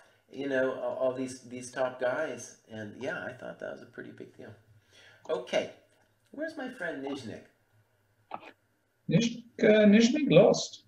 Nizhnik lost to Mitkov. We said that was looking bad. So what that means is we're gonna switch over now to St. Louis and Pittsburgh, right? We are going to switch over to St. Louis and Pittsburgh. We certainly are. A wonder. And so at the moment, as far as I can understand, Jesse, the score in Minnesota versus Webster. I mean, Webster is 6.5, 5.5 to Minnesota. Jesse, right. with one match to go. One match to go. Here it comes. Point up with one match. I say one round. Was really what I mean. Right. Are the Blizzards gonna definitely? It will be the upset of the tournament if they get through this one. Right. Huge upset. And Pittsburgh has to do something absolutely incredible to come back now. It's still possible, though. You could still do it. Anything's possible. It's the Pro Chess League, guys. Anything. Which game do you want to go to, sir? I'm looking at this A Wonder game, another Rook End game, and it's hard, very, very hard. These positions are very hard to judge. I would assume that White is a little bit better because I like his rooks better and his pawns. The pawn structure, the problem for Black is the pawn on A5 might become a victim later. Yes.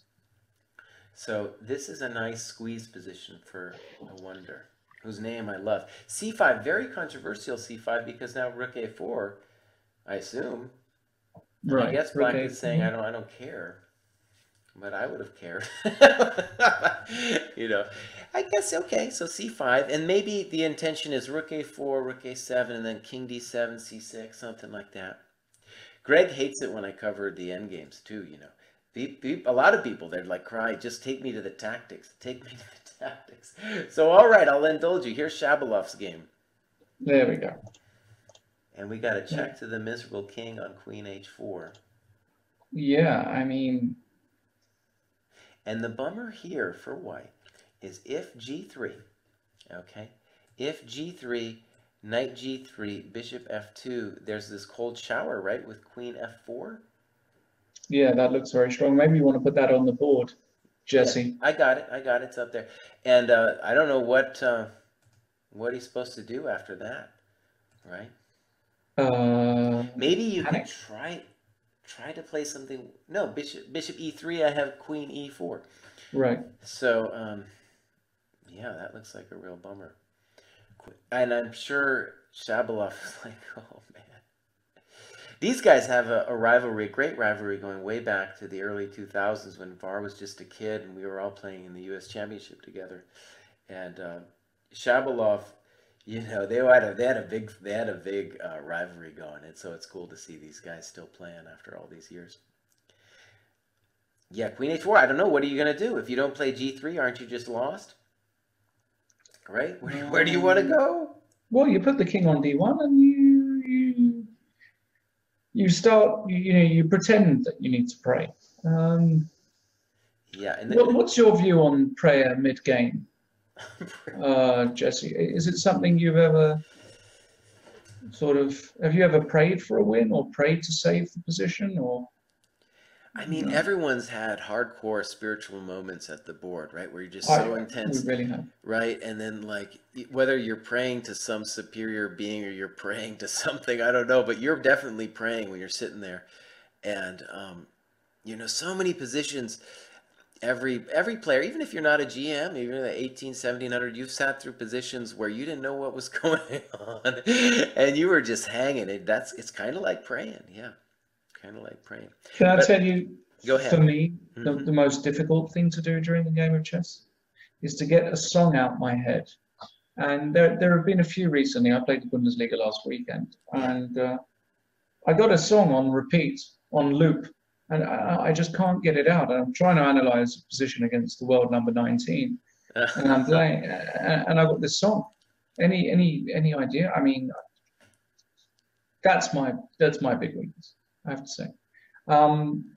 Maybe it's because I stream too much with music, you know? When I'm streaming, I got the music on. Maybe I need to cut that out. Anyway. You're absolutely right. King D1 did happen. Yes. Bishop C5 and now Knight F3. And so it is true that VAR isn't going to win immediately, but he has just, I mean, the Knight on E4 is just a French player's dream, you know? Hold on a second here, Jesse. If Shabalov loses this game, is he on 0 out of 3? He hasn't been doing well. Has not been doing well. My goodness. And one option for VAR here, which maybe is even winning, is Bishop takes E3 right now. Mm-hmm.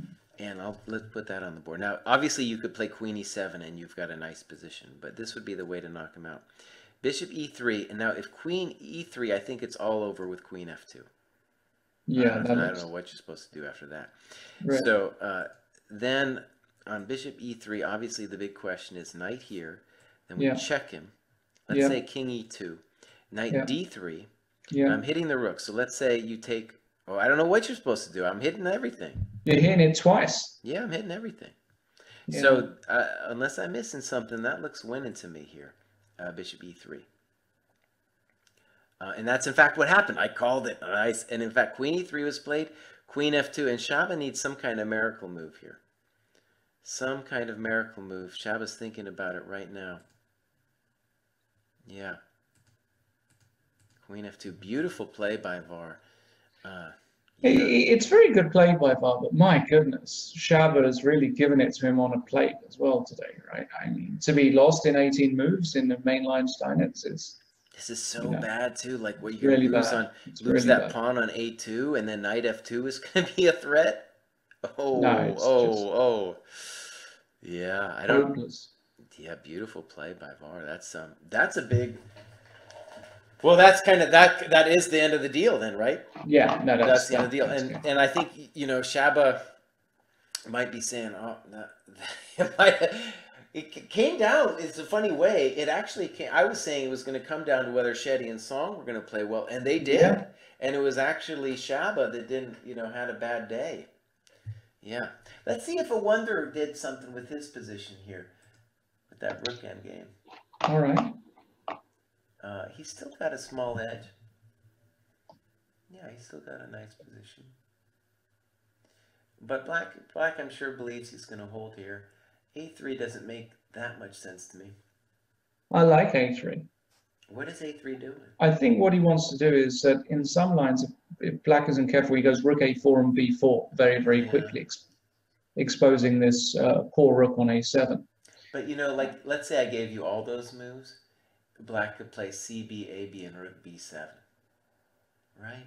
Right. Even if I gave you all that stuff. You might as well, I'm not saying I'm criticizing him, just, all right, D5, and he's encouraging D5. him now to go. I like D5. Rook A4. King C6 is natural. A Wonder has to be careful. That rook on A4 is starting to look a little not A little so good. shaky, huh? Yeah, if I play King B5 and rook E7, I'll be better. Or King B5 and C4 would be an idea there. Sure. And then you can never play. Actually, after King B5, C4, it's all over. That's right. Because white can never get out. Maybe you want to put that on the board because. So B4 happens now. Yeah, but now King B5? What is this? Maybe King B5 and That's C4 check? Very interesting. So King B5, you have to go rook takes A5, rook takes A5, B takes A5, King takes A5, King B3, C4 check. King C3. That would be hard to guess on the fly, right? B4, King takes A3. No, this is winning. This is winning. Really? Okay, I'll play it out. So King B3. Yeah. C4 check. Yeah. King C3. King A4. Let's say I play King. Oh yeah, maybe you got me here. King D4. King takes A3. King takes D5 and C3. Oh wait, King let's B4. say I play King B2. No. It's a famous Zugzwang, Jesse. In that line, after C3, King D4, King B2, King D3. Yeah, I saw that. You're right about that. Yeah, but if I just go back King B2 after King A4. Well, then I thought maybe D4, King. But B2. you're gonna have the Muncher pass pawn, right? Even if I play like King A2. Yeah, but then I go C3, right? And I win your pawn. No, but I have the move to give. Ah, you have the move still on F4, and we can't circulate round. No, you still have another move after that. So black is contemplating just that fact here. There might be there are other things. Okay, he took once and before he played what I said. This is also good actually because rook A5, rook B4. Let's say King C3, then rook F4. Yeah, I like this a lot. King C3. King C3 immediately. Good move. Yeah. Good move. Not allowing. Now it should be a draw. Now just King D3. And C3, and should be an easy draw. Yeah, that was like, I guess, one of the very last chances of Pittsburgh pulling off some kind of miracle, right? Yeah, no, I mean, well played by a Wonder, but they need wins, not draws. Pittsburgh, they're not gonna draw their way to the title, You know, or that to the was, next round. I'll just say as a fan of American chess, I want to go back to this position. Uh, Even earlier on too, but I'm just going to start from this one. I think a Wonder is one of the most interesting players right now in terms of, who's going to make it or not. And this I felt wasn't the right plan. You know, I didn't like this Mm. Rook A4 business. You're a little Mm. bit better. You could play, if you wanted to be a boring sap, you could play C4 followed by F4, and then you're thinking about both F5 and G5. Then you're gonna hold an edge. You definitely were going to hold an edge there. And maybe it's still a draw, but with Rook A4, you really started risking things like that variation, which I Oh, I think Black agree. should have played for.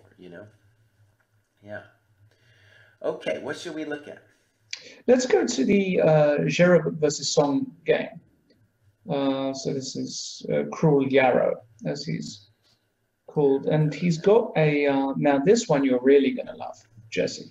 This one is going to get you super excited because this is Domination Nation, and targets, and oof, you'll be using this one in your chess lessons, I tell you. Um, I don't think it's that bad yet. really? No, because the knight on E2 isn't doing anything yet. And Mm. I'm not sure about knight C7, by the way. That comes across as passive. I was thinking knight B6, and you're always threatening knight A4. But even this, yeah, I don't know. I don't think he's doing that badly. That we're going to put a bishop on D7, our knight's going to come in. I'll be willing to believe you if White somehow right now can figure out something to do with his knight on E2. Right? I feel like that's the thing that the guy's got to do. Without the knight on E2, nothing's going to happen here. I mean, one way is to go via C1, B3, A5, and pretend that a knight on A5 is good here, or on Right. C6. But, Right. It's not, and even if we got it there, it's not such a big deal, right? But yeah, what are you going to do? F3, knight F6, Black's coming around the mountain. I'm telling you, Black isn't doing so bad here. Yeah, he's going to bring that knight around and put it on B6 or C5. I mean, no problem. King F8, nice and slow. I like the way this kid's playing. White's got nothing. Now finally knight C1. And Black should think about, moving that knight over and playing F5 at some point. well, I'm not sure because I mean I understand about that one, but you've always then got to wonder if White just takes on F5, you get left with this H5 pawn, and also you give White the opportunity of creating an outside pass pawn with G4. So I think F5 has to be played under very special circumstances. Okay. Although of course, if there were more pieces on the board and it was more King's Indian-esque, then F5 would be the I like knight B6 right now, and we're threatening things like knight A4, and we have F5 coming too, I think. F5 is a real question because if you take, obviously D5 is terrible, and if you don't take, I'll dream about F4. Yeah, you don't want to allow Black to play F4 and leave this H4 guy out in the cold. So unclear. So he plays King E8, and I guess the point is just to play King D7 later. But honestly, you could have left that one. Your king was fine enough on F8. Knight B6, right. King E3. By the way, maybe you're asking for it. Like knight A4 is a basic question right now. He plays Bishop D7. Fine, there's no rush. We're gonna play things like F5 someday. King E7. Mm. King E7 makes no sense. Now I come to C6 whenever I want with check, right? That wasn't a good move. Maybe now knight B7 threatening or making you think about knight C6. Maybe his idea was that, well, I mean, Yarrow's going to move around here. Knight A4, King D2 will be played. Pretty sure about that.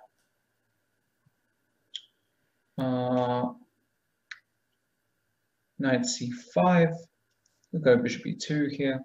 Oh, maybe not because of f5 actually. I didn't like moving the knight to c2, by the way. I thought if Hmm. there was anything for white, it was some kind of knight c6 stuff. Hmm. Because now, well, yeah, we're going to play f5 someday. Grike 555 says, "What am I eating? I'm eating a small candy, Grike, because I don't know where you're from, but where I'm from, it's 2 in the morning, right? And I've been I've been streaming all day and doing chess all day, and it And was not my only day, that, guys, tomorrow Lawrence is getting up and doing commentary in Berlin. right? He's a man Yeah, of steel. I'm not going to be made of steel after this candidate's over. I tell you that. Um, so just a bit of energy to keep me going through the final game here. F5 was eventually played, Yeah. Jesse, And and now black can just sit, he can sit on it or play f4 at his leisure. He decides king f6.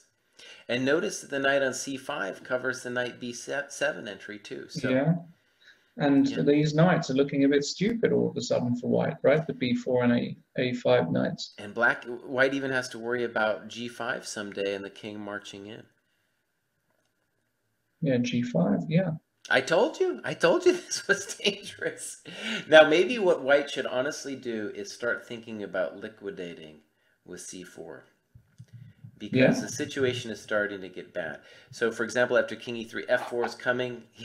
Black says, all right, you don't have to ask me twice. I'll play it with check. right.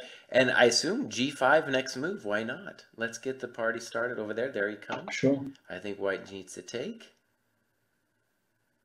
Yeah, very pleasant position.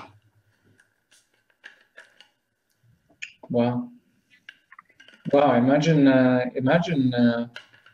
Edward Song were to win this game to keep the tie alive. Because, if Jerabuk does win this, it's pretty much over. Right? I mean, 7.5 points, forget it. yeah, it's honestly, I think it's over anyway, but still, it's a grand effort. Yeah, but then it's really over. A few questions in the chat asking me how I find the playing conditions of the candidates tournament. Well, I haven't actually checked them out myself because I'm in the commentary booth. They lock us away on the 5th floor, far out the sight of anybody, and I haven't even seen the playing hall. All right, we get there early, get set up, do all the tech stuff, and then and only then do we leave the place after all the games are finished. And so I don't know is the honest answer, but it's not as bad as I think some reports have made out. Let's put it like that. What is the complaint is what? Something about the bathrooms or something? Well, I think the complaint was that there's no water in the bathrooms, potentially to wash your hands, and that they have some sort of disinfectant wipes. I don't know. I really don't know, because the bathroom that I use there has got a tap and water, so I don't know what he was referring to. So yeah. In any case, this position, by the way, is kind let's of go to the position. Yeah. This is a King's Indian player's dream, right? We've got the good knight against the bad bishop if he takes on d7. And honestly, I'm going to say knight c7 I didn't like so much. You could have put it on d4. But still, I think this is close to lost. Really interesting. Yeah, I'm going to put my king on g5 and my knights. What are you going to do? My knight will find a way in, I think. Yeah, but in where? That's my question. I'm getting in. I'm getting in. But yeah, and then the question knight is g3. where? Like, oh, now you got to play bishop. Oh, he needed to play bishop b5. Well, I mean, let's just say you go in, Jesse. I don't get it, because let's say you can put your knight anywhere. Mm-hmm. How about that? I'm going to put it on f2 first. Okay. I'll go king h2, and I'll claim that the base of my pawn chain is on g2, and that I can defend that twice. Maybe actually the way to do this, if there's a way to restrict the white king, is that you can walk around to the queen side with the black king. Now, if you could invade via e3 with the black king. I think black is dreaming about playing h3, sacking the pawn, and playing king h4. And he might have missed his chance, but I think that chance will happen again. It's going to be, like knight d1, knight f2, and then just play h3 and king h4. Just do it, Don't worry about anything, because maybe you should worry a little bit. But no, I think sacrifice the pawn. Sacrifice the pawn, yeah. He's not doing it so far. And honestly, well, Song has got to go for it. You got to play H. What else? That's the only idea, right? No, I think there's one other idea here, Jesse. You put the knight on G5 Uh-huh. with black, and then you bring the king round the queen side via D8, C7, Oh, B6, yeah. C5. Because with the knight on G5, you keep this king out, right? So you've got to bring that knight back. Is he going to see it? I don't think he's going to see it. This is kind of it. No, this is interesting. Same idea. We're saying that you can never take on H4.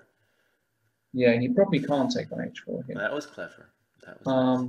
I but still he does like my idea better, but still. But let's just say, okay, you've got the king on H4, you've got H3, and then I keep the bishop on C8. I failed to see what your plan is when my king is on H2 there. Yeah, and then you've always got to patrol that pawn. You might be right. So I like this idea. This is pretty cool. Yeah, this is great. Here he goes. But I would prefer not allowing king takes H4. But at least now when we take on G2, the base of our pawn chain is on D6. And we easily defend that. Now this is very interesting. Now this is seriously interesting. And black can always sack. Oh yeah, this is fun. Now he did have a chance to hack on D5, and he's in no rush to do it. Wow. This kid's Song, amazing, right? No fear. Yes. No fear. But he's got to play for it because he knows, well, look, I mean, he can't lose this position ever if he keeps his king on C5. He wants to build up a bit of time here, 92, 94, blah, blah, blah. Build up a bit of time. This is going to be, hold on, Jesse, you know what we're going to get here, don't you? We're going to get the longest game of the entire series. I'm serious. We've got move 110 and we're nowhere near this game ending with the 50 move rule. I think he really wants to think about sacking on D5 at some point. It's never enough. It's never enough. I mean, because I can always control E4. It should never, ever work. I mean, the bishop is just the right bishop. I like keeping the bishop passive. So knight D2 here, bishop H5. Okay. Now after bishop H5, we can go knight C4. Now we're in. Now we've kind of zugged him a bit. Okay. Now bishop E8, king D4, bishop B5. Here, knight F1. He wants to play knight H2. This is brilliant. Why is that H2? Just go back. No, because there's a Zugzwang, right? Oh no, there's no Zugzwang. No, the king can move back and forth. Knight D2, knight C4. Yeah, this kid is brutal. Now king D4. Now king D4. Does he want it? No, knight A3. Okay, knight B5 check. This is his idea. King D7. Doesn't do anything, right? Knight A3. And it looks like a draw right now. Looks like a draw. A5, he's trying. He needs a win for his team. He's going to keep playing. We got move 130 already. Yep, we're 130 here. I think he's going to go back to that. He probably by accident did it by 3-move repetition. Well, I think it was agreed. So is that it? That is it for the St. Louis versus Pittsburgh game. So as things stand, 1 round to go. Very close. But Minnesota Blizzards, the underdogs, I knew it, Jesse. I felt it today. There's going to be some underdog action. Webster Windmills down a point with 1 round to go, and St. Louis Archbishops up to in full control. We got a nice King's Indian position here again with Shimanov against Flores. Very typical play. Right, very typical play where the knight is poor on a6, but black has huge mating chances. And Lawrence, I'm going to leave you just for a second, but tell people what's going on. I did not like rook b8, by the way. I don't think he should trade that guy. Maybe he felt he had to.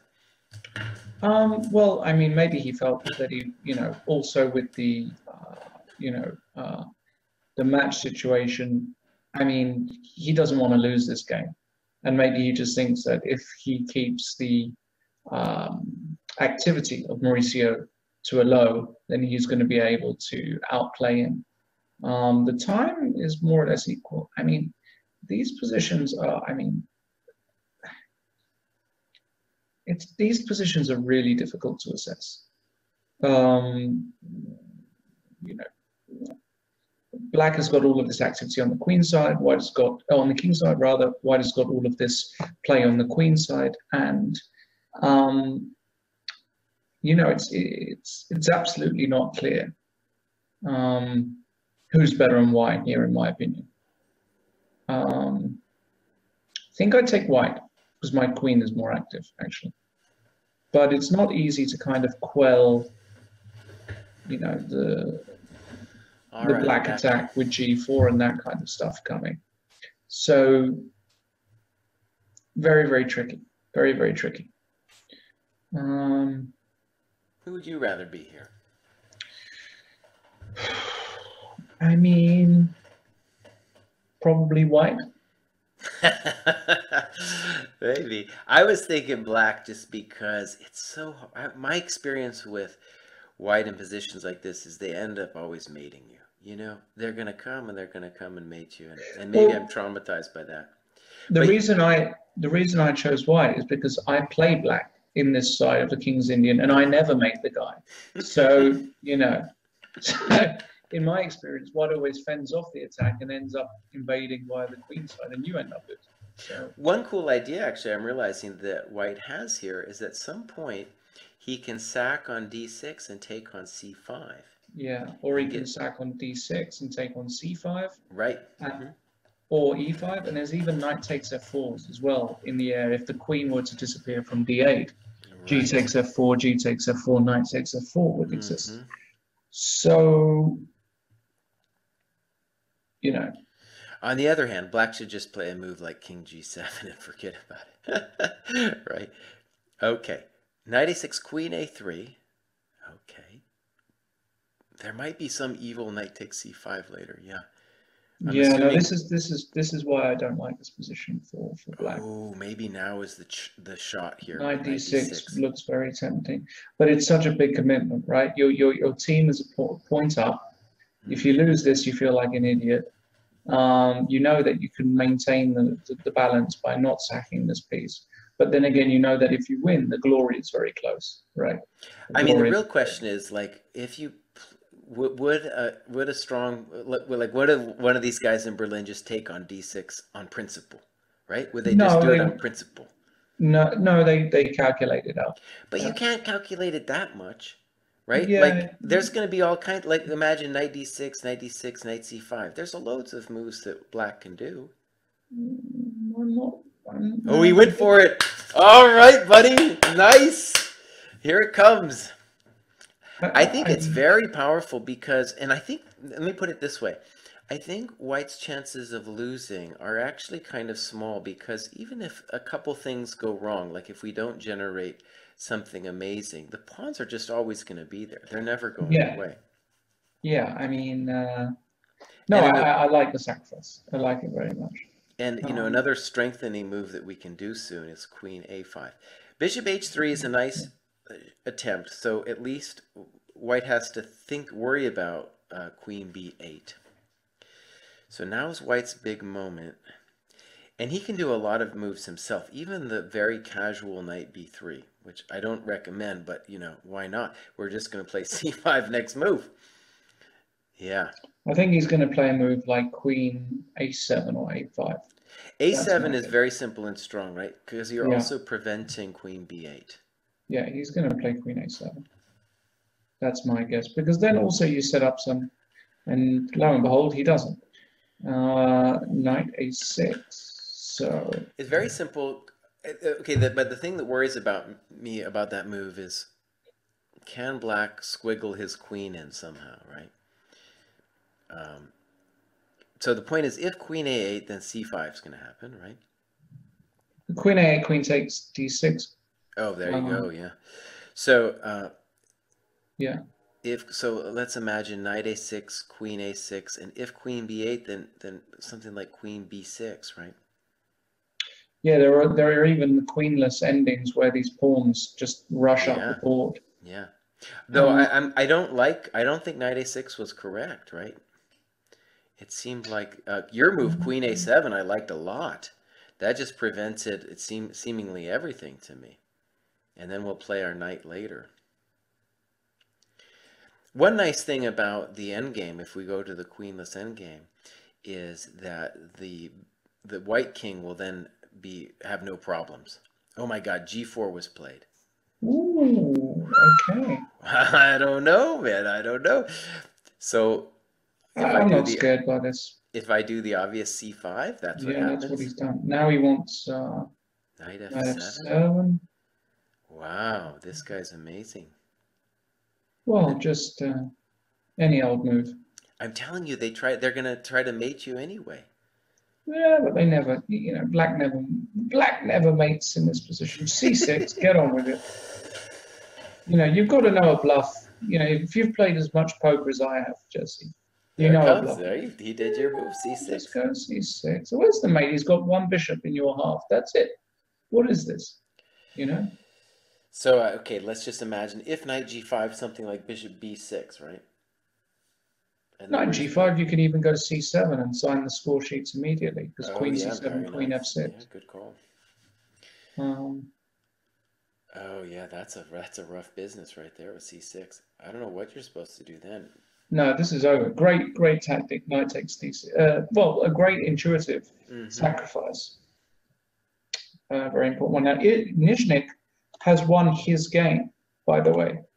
This is huge. We got, oh my God, right? Minnesota totally is in this business now. Totally in this business. Nizhnik won against Chandra. We didn't even see that game, but Nizhnik has already won. So that means that we are now 6.5 all, Jesse, with 3 games to go. This is beautiful. 6.5 all with 3 games to go. And is Talia Cervantes going to save the day? Or, you know, because Talia is the weak, the weak link for Webster here. Right. And she's got a worse position against Mitkov. So if Mitkov wins, and looking at the other game between Tang and Ray Robson, Ray is in a woeful position. I don't know, by the way, about this Shamanov game. Knight went c6 looked like the right move, but black just went back to d6, and now white needs to find a good move. Okay, bishop c5 is played, and now I'm assuming bishop e7. Bishop e7, and can we start munching? G takes f4, or are we getting into trouble after that? No, I think that's the right question to ask. G takes f4. Or do we kind of pin you down? Or can we play a move like, can we go berserk, like queen a1? You know, hitting this pawn nice and trying to outmaneuver you. Bishop e7, queen a, but I have to play bishop e7, right? Or maybe there's some other move, but it looks to me like it's kind of forced. Like if you play a move like knight c8, the old friend c7 is going to appear on the board again, right? And that'll be it. Yeah. You could play knight e8. Is that legal? Knight e8? You don't like that one? No. He can't play knight e8. It's bishop e7, or it's... He took on f3. Okay. Okay. And then I assume bishop takes. We'll see what he's got. No, he has to take it. Yeah. And queen b8. Oh, man. Right. I'm telling you, these King's Indian players mate you. So the problem is, well, obviously queen b1.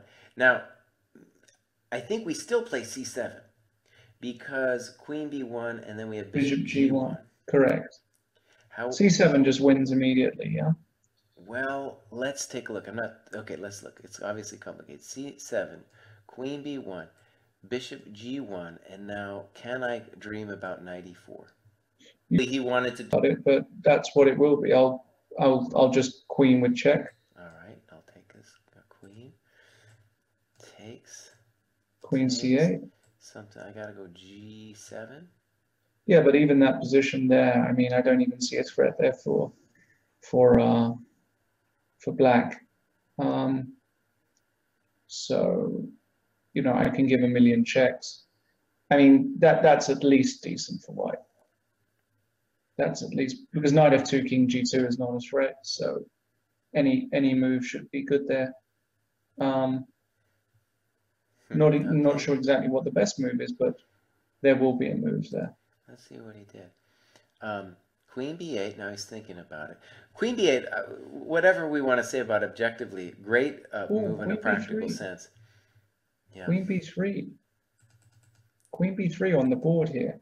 You want to get this board up. Oh yeah, there it is. Queen b3. Very nice. I told you they mate you all the time. No. And the knight on d6. I'm telling you, the King's Indian is fed. How long have you been playing the King's Indian? 25 years. Oh man, and I can tell in your voice that you have regret about it. I do. I wish I would have learned the Queen's Gambit declined. I'd be 2,600 by now. The amount of points I've given away with the King's Indian, I tell you. Yeah, Bishop h5, good enough. Good move. Oh, I don't think this is clear at all. I don't know what's happening. f3 is a nice move. Threaten bishop g2 mate. Excuse me. Queen, no problem. Queen, excellent. Winning, excellent. Queen, bingo. This wins. This is resigned because that is clever. Queen d6 the next move, or Queen f6 and it's over. Wow, fantastic. Yeah, Fantastic that resource. was good. c8, nice move. That's it. That's over. Shimanov is going down, and the Blizzard's going to go through. Or are they? Or are they? He went for King g7. The ball's on the kid. Now we just play Queen a7, I think. And Oh, Queen takes bishop is also good enough. Queen takes bishop, good enough. Yeah, I mean, come on. Right? Woo, that was a great game. That was exciting. That was really good. Yeah, that was really good. I'll say this, it's not like I have a bad record against the King's Indian, but I'll say that the games in my chess career where I really got hurt the most, right, like psychologically devastated, those are those King's Indian games where they Tell me about it. I'm the same. I'm exactly the same. Just playing from the black side now. Talia Cervantes is going down. Talia is going down, and you know what that means. Oh. You know what that means, Jesse. Right? What does it mean? It means that's it. The Windmills are going home back to Webster, where they will be sent to the local Webster dungeon by Susan Polgar. They've got a special dungeon there for poor play, and they'll spend the remainder of this semester there. So see you later. Minnesota are through, my friend.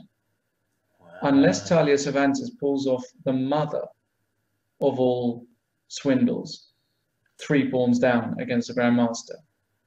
Let's take a look. Oh, it doesn't. It doesn't look good over here. No. Oh, and now a piece down. That's it. Yeah. She can resign. She lost. That's it. Wow. We Okay, have. break this down for me. What's going on now? It's really. Is it all over? That's it. It's all over. 1 game to go. Irrelevant. Minnesota have got to 8.5 points. Webster can only get to 7.5. Doesn't matter what happens in quite a big matchup between, by the way, Andrew Tang and Ray Robson. The result will be known to these guys, and we are going to see the biggest upset of the tournament thus far. Minnesota beating the heavy favorites, Webster. And am I right that Cervantes, she lost all her games, right? She did, and we said that at the top of the show, didn't we, Jesse? She had to get some points. Just like 1 or 1.5, yeah. Oh man, so big deal. There's going to be, remember when Philly won the Super Bowl? They tore down the city, right, Jesse? We're going to expect the same in Minnesota tonight. I tell you that they are going to be out on the streets after this. These guys are playing on, but it's pretty irrelevant. I guess we'll stick with it till the very, very end. And then we'll move to a very unlikely Pittsburgh comeback. So, yeah, Talia, unfortunately, she didn't play particularly well today. Actually, there have been a few very poor performances today, haven't there? Yeah, let's go to poor Shaba. He's had a rough day. Yeah. And honestly, it looks like it's continuing to be a rough day over here for poor Shaba. Right. Well, it looks as though Andrew is actually getting outplayed. I'm going to keep my eye on that just so we can give a final confirmation, I believe, Jesse. But Which game are you looking at? I'm looking at still the Tang versus Robson game simply because so we can give a definitive. Sure, let's stick with that for a second. Well, looks totally winning, right? Yeah, you can't even defend C3 properly here. No, he's 16,500 pawns up, and you know, just time to resign, Andrew. Come on, mate, you're better than this. Yeah, okay, you're better than this. You know, he's still going for it. This kid, he doesn't give up. No, he doesn't. It's sickening. Rook takes d4 and bishop e8. It's already a good start. Come on, mate. Now, really, I mean, for crying out loud, you're playing Ray Robson. Yeah, a little respect. I would just, play d4. Okay. All right, buddy. Yeah. He's trapped Robson's rook on b4. Yeah. Okay. Uh-oh. This it's not over yet. Look what happened here. Bishop d5. Come on. But bishop d5. Oh, nice. Maybe that's a nice move. Yeah, very nice. Now it really is over. D5, yeah. Ooh, that was a sweet one. Yeah, and the G pawn goes, the D pawn goes, the B pawn goes. They all go, yeah. I mean, come on, Andrew. Please, man. Come on. For us. Give it up. He hasn't got the resign button, maybe. There he's got it. There we go. 103 moves. We've had some long games today. We did. So congratulations to Minnesota. Right. A convincing. 26% they were before the match, according to our simulations. Pull up the bracket here for a second. Yeah. So Minnesota will then face St. Louis, where they'll again be if St. Louis win. If St. Louis win. Right. Well, okay. I think they're in strong form to win. But yeah, what a nice setup. I was certain. Remember, I started this show, I was like, St. Louis is going to win both. And why is, like you said, I thought, Susan Polgar had them down, like, in fear. And that they were training all day in their caves over there in St. Louis. Yeah, I agree. I think, they'll be at best, they'll be fed bread, for the remainder of the semester. At best. I mean, I wouldn't even be giving them that, to be totally honest. They are, I'm joking, of course. Tongue in cheek, guys. Unlucky. Okay, so St. Louis. Yeah, let's take a look. How about let's take a look at the Akobian's got this it's even boring for me. I love these things, but this is even boring for me. So that's looking, I'm going to call that that's just a draw. That's just a simple draw. And then we got Shaba. Shaba hasn't been having a good day, and this doesn't look like it. Shaba is 0-4 today. He's just not there. This and he's looks very dangerous. Hold on, isn't he a piece down again? Honestly, Jesse, I've never seen a guy a piece down more than Alexander Shabalov in all my life. I just assumed he wasn't a piece down and that White had compensation. White has the piece and the compensation. Look at that, he's made it. Even if you gave Shaba like an extra piece, give him a knight on, I don't know, B7, White's still winning. It's just for a start, you can take that pawn. Yeah, I mean, you can just take it for a start. That's just for starters. You could play rook d4. You could do all kinds of things. Yeah. Shaba is shambolic today for Pittsburgh, and you can't have one of your top guys, goes 0-4. You just can't do it if you're going to qualify. I mean, Shaba is the top-rated guy for Pittsburgh today. The top-rated, Jesse, and he's got 0-4. It's just not. 0-4. God. It's a funny thing I'll say about Shaba is that, the guy is really a chess genius. But I think when I think about the guy's rating, right, it's usually around 2550 or something. But honestly, it swings in performance between 2700 and 2400. Right? Even maybe sometimes like today, I don't know, it was a performance rating of like 2200 or even less. I mean, he lost all his games. So when you think about Shaba, you got to realize like, oh, right, this guy actually is much stronger because he has results like this, where everything just totally has fallen apart. Yeah. Just shambolic. Shabolic doesn't work. Never Let's look mind. at Mr. Shetty here. Yeah, let's do that. So that's going to be a loss. So actually, if Shaba loses that, they are, you know, I mean, they just need to, I mean, it's just over. Yeah. Well, in this game too, Shetty doesn't look like he's doing so well here. Black's got all of his business going on, and the white rooks don't know what they're doing. And, no, what do we call it? The shadow check. The black shadow rook knight is check. shadow checking the knight on b6. Shadow knight check. I loved it. When he told me that, I fell in love with it. I said, I'm using that from now on. I don't even know. I don't even get it. What do you mean? And neither do I, but it's just so brilliant because it does describe the situation. It's like you're the one checking the knight with your king. You know, king can't give check, but in this particular position, you are checking that knight. I love it. I think White's lost here, right? Because how are you supposed to deal with all your weaknesses? Yeah, it looks terrible. Yeah. Okay, so what game am I missing here? We got this one here with Song and Chen. How has Chen done, by the way, so far in this matchup? He must have been doing all right, actually. He was their like lower rated player. Yeah. I mean, the truth is that, you know, Pittsburgh haven't scored near enough points, right? So nobody has done that well. That's the bottom, you know, that's the bottom line. Well, Chen scored more points than Shaba this time around. Yeah, well, I mean, it's not difficult to score more points than Shaba. That's the problem, Jesse. My mother scored more points than Shaba today. You know, it's just, you know, you know. I'm afraid Forrest he isn't doing too good here in this position. Yeah, this is a real squeezer here. This is a squeeze as well. I mean, this is 4-0. I know it's 3.5, isn't it? Because a wonder will make a draw. By the way, Fedoseev did win. So Shaba, you know, 0-4. You can't do it. If your top board loses all 4 games, forget about it. Right. It's over. So actually, and I want to say it's really a shame because Song and Shetty, they played great. Look at Song's position here. What a beautiful position. Yeah. Song played absolutely brilliantly today. Shetty as well played above expectation.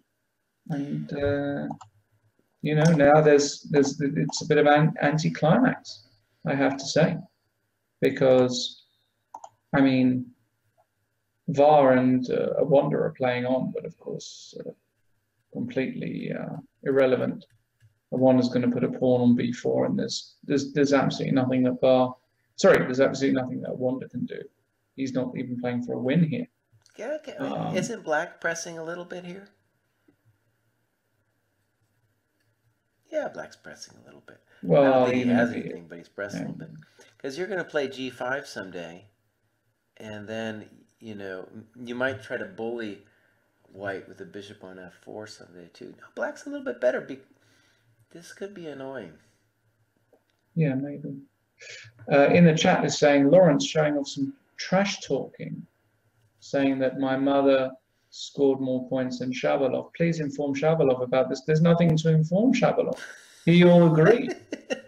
Well, what is there to say? The guy got 0 points. Of course, my mum got more points than him tonight. You know, it's not difficult to get more than 0.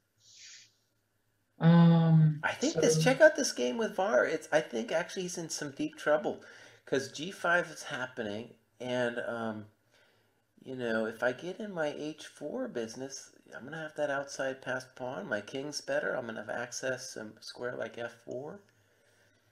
Yeah, it's not pleasant because d4 is a bit weak as well, but I think it is a draw. Wander's going to push, but it still feels like White's got enough to hold. This pawn on f3 is key, stopping the entry of the king. As long as you can keep that king out. But I'm going to get to play h4 someday, right? Like, okay, g5, I assume. The other thing, the kid could Yes. also play bishop c3, king d3, and cement with b4, but I don't like it nearly as much as just the simple g5. Because Yeah, we've kind of possibly. maximalized our position here. I think Jerabuk is actually on the verge of ending the match immediately. Although d3, rook d2, and now can you go? I would be going rook d8 and rook down to e2 here. That would be what my spidey sense tells me. Oh yeah, that, I Or mean, it just looks awful. That knight on knight on b6 b6 is as well. shadow And checked. He's the totally and that shadow on checked. b6 is always bad, right? It doesn't matter which color. You just never put it on b. It's always bad, as Siebert Tarash once said. I believe it was Tarash. Was it Tarash that said that? I think it was. Yeah.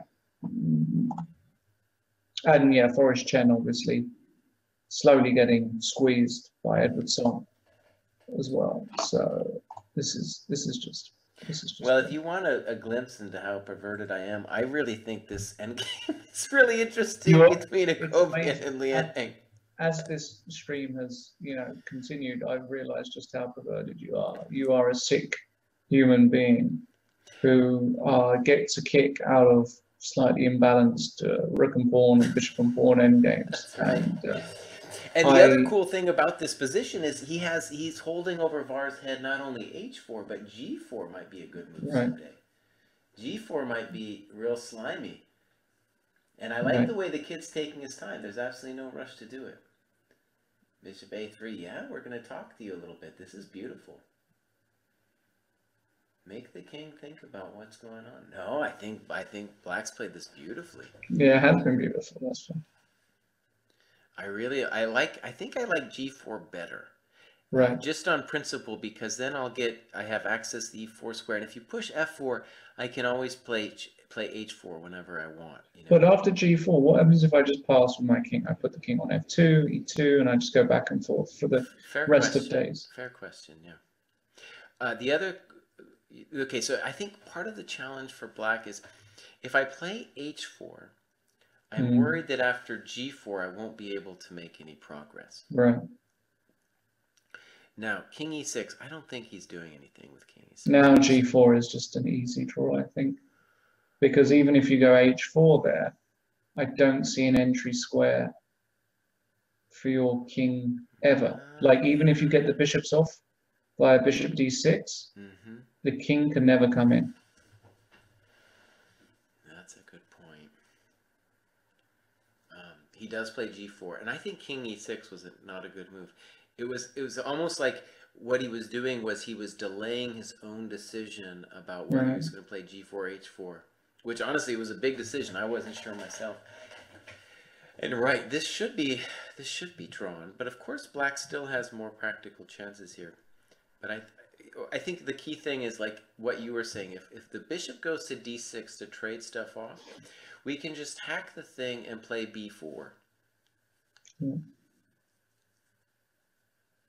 Var sees that too, and he's just sitting. And also now White has to worry a little bit about f4. Yeah, maybe even Var's starting to get a bit optimistic here. That's right. Yeah, f4 might now be a kind of... Well, he's not optimistic. It's still a draw, but... well, but at least then we're the one playing for an advantage. Exactly. Right? Exactly. Now, king e6 was a bad move. In the other games, just very quickly, Shetty's only got 8 seconds. Jerabuk did get his rook down to e2. At least Shetty's got his knight back into action here on c4.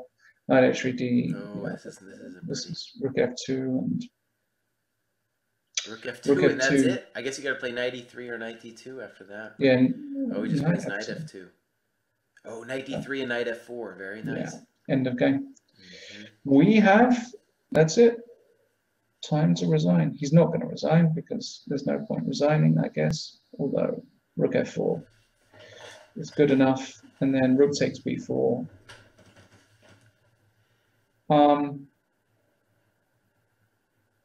Yeah, just horrible. Just horrible. All right, while I torture you guys with this endgame here. While I torture you guys with this endgame. A sick human being, yeah. I want to tell everybody that after this, we still have our final matchup of the day. I'm going to bring up the bracket. Yes. And so what's going to happen here is San Diego is going to play Australia, and Chengdu is going to play Dallas. And very good matches. Very good matches. And good commentators, too. We got my friend David Bruce along with Ben Feingold. Hilarious dude. And then they're going to talk trash, like they're not even bald. They're not even bald, and they're going to say some things. So I think that'll be fun. I'll watch some of that myself. That's coming up right soon, right? Right. Soon, It's going to be soon. almost right after this. I would just comment on what you just said about Ben Feingold being hilarious. You mean as a person or to look at? Because the way I see it, it's, I don't know, me and you, we got different views on that. Now, shout out to my boy Ben Feingold, if you are watching, Ben. A lot of Please people do. don't know this about Ben, but now it's funny. But if you ever like hang out at a chess tournament and you like go dancing, you wouldn't think it when you first look at the guy. But the guy's an amazing dancer. He's got real Look, skills. I'm not kidding you. he's got the fastest hands in the West. I've been there. I've seen him. I've been out in St. Louis with him after numerous tournaments, and he has got the craziest hands you'll ever see. Now, Uh, one thing we got to say here is VAR actually pulled that off and won that thing. yeah, he actually won it. He showed the kid. And He I showed think, the kid. it's interesting when you think about it. One nice thing I think for a Wonder coming up is he played a couple of suspicious end games this tournament, and a lot of young players have trouble with end games, and if he can work on that part of his game, he's already at 25-45. He just becomes a good end game player. You're automatically over 2600. So he's got that to look Yeah, forward to. yeah. And all the games have finished, Jesse. And in fact, Edward Song did manage to win. He's had a great, he was really the standout performer there for Yeah, Pittsburgh that's right. today. Um, and that means that the final score, I believe, is 10-6, which is a serious beating. Serious beating, yeah. It's a rout. It Kind of like wasn't, what we were expecting at the beginning yeah, from both matches, honestly. yeah, I would say it was around sort of expected score. But of course, the big upset being Minnesota have done the unthinkable. They've defeated the mighty Webster Windmills. And I was so when I saw that Webster lineup with Shamanov, Robeson, Nizhnik, and Cervantes. Actually, I'm going to pull up those player cards. Those guys are. Oh no, the wrong one. Webster. Those guys are mean, man. Look at that Shamanov, Robeson, and Nizhnik. Very strong guys. Very strong. And Robeson too. Very strong blitz player. So that was a major deal. No, of course it was, and to lose with that team is against on paper we're talking about 150 200 point rating average per board on the top three boards. Right. It's not it's not great. It's Hey, not Lawrence, great. why we got you here? Tell us about tomorrow in Berlin. What should chess fans be looking for? Right. So tomorrow in Berlin, if you want to check me out, I'll be on the official site with World Chess, and I'll be there with Judith Polgar. Absolute pleasure to commentate alongside the greatest of all time, the greatest woman player of all time, got to the top 10 in the world, fought for a male world championship in San Luis in Argentina in 2005, when it was that very strange tournament that Topalov won. And tomorrow there are some huge games, the big standout game being between Kramnik and Caruana. So we've got the leader and the guy next to him, both playing amazing chess. Kramnik with the white pieces tomorrow. So you guys are going to have to check that out. Yeah. So it's going to be a great day. And Kramnik is just showing breathtaking sort of ambition, and he wants to show these kids he's not over the hill at all, and that he still has not finished his legacy in chess. So he's going for it. He's going all in. Right. Which is And great. I'll just say, as a chess fan, the game he played with Rook G8 and G5, that was some muscular chess, man. That was a real game. And wow, what a great game. And I think as a chess fan too, I want to say that tournament is so beautiful because, like people were saying before the event, and me too, was like, maybe Levon's the favorite. Yermo liked Ding Loren, and so it wasn't clear that who was going to emerge. And honestly, I wouldn't have picked Kramnik. And I don't think it's not even close to over yet. But the fact that Kramnik's on top now is amazing. No, it's nowhere near over. 11 games to go. Anything can happen. I think Ding, by the way, he was one of my picks before the tournament. I think at 13-1, insane value. He's on 50%. He's more than up there, and he's going to be challenging. Believe me, Ding is going to be up there towards the end. Who I don't think is going to be up there, unfortunately, is Level. I think the loss with White against Kramnik and not really going for it against Ding in the first round, not the way he could. I think he's already set a very bad tone, and I think he's going to really struggle to overcome that. And apart from that, of course, Shaq Mamajov is also playing very well. Looks very, very good. Grishchuk has not been convincing at all, although he's still on 50%, always dangerous. And I'm missing somebody. And so is out. So he's more or less out, of course. Yeah. He's more or less out. Well, Lawrence, I'll be watching tomorrow, and I thank everyone for being here. It was really a pleasure talking to you, and until next time. Yeah, thanks so much, guys, and look forward to seeing you. Don't go anywhere, remember, another division coming up right now, but for us, cheerio. Bye.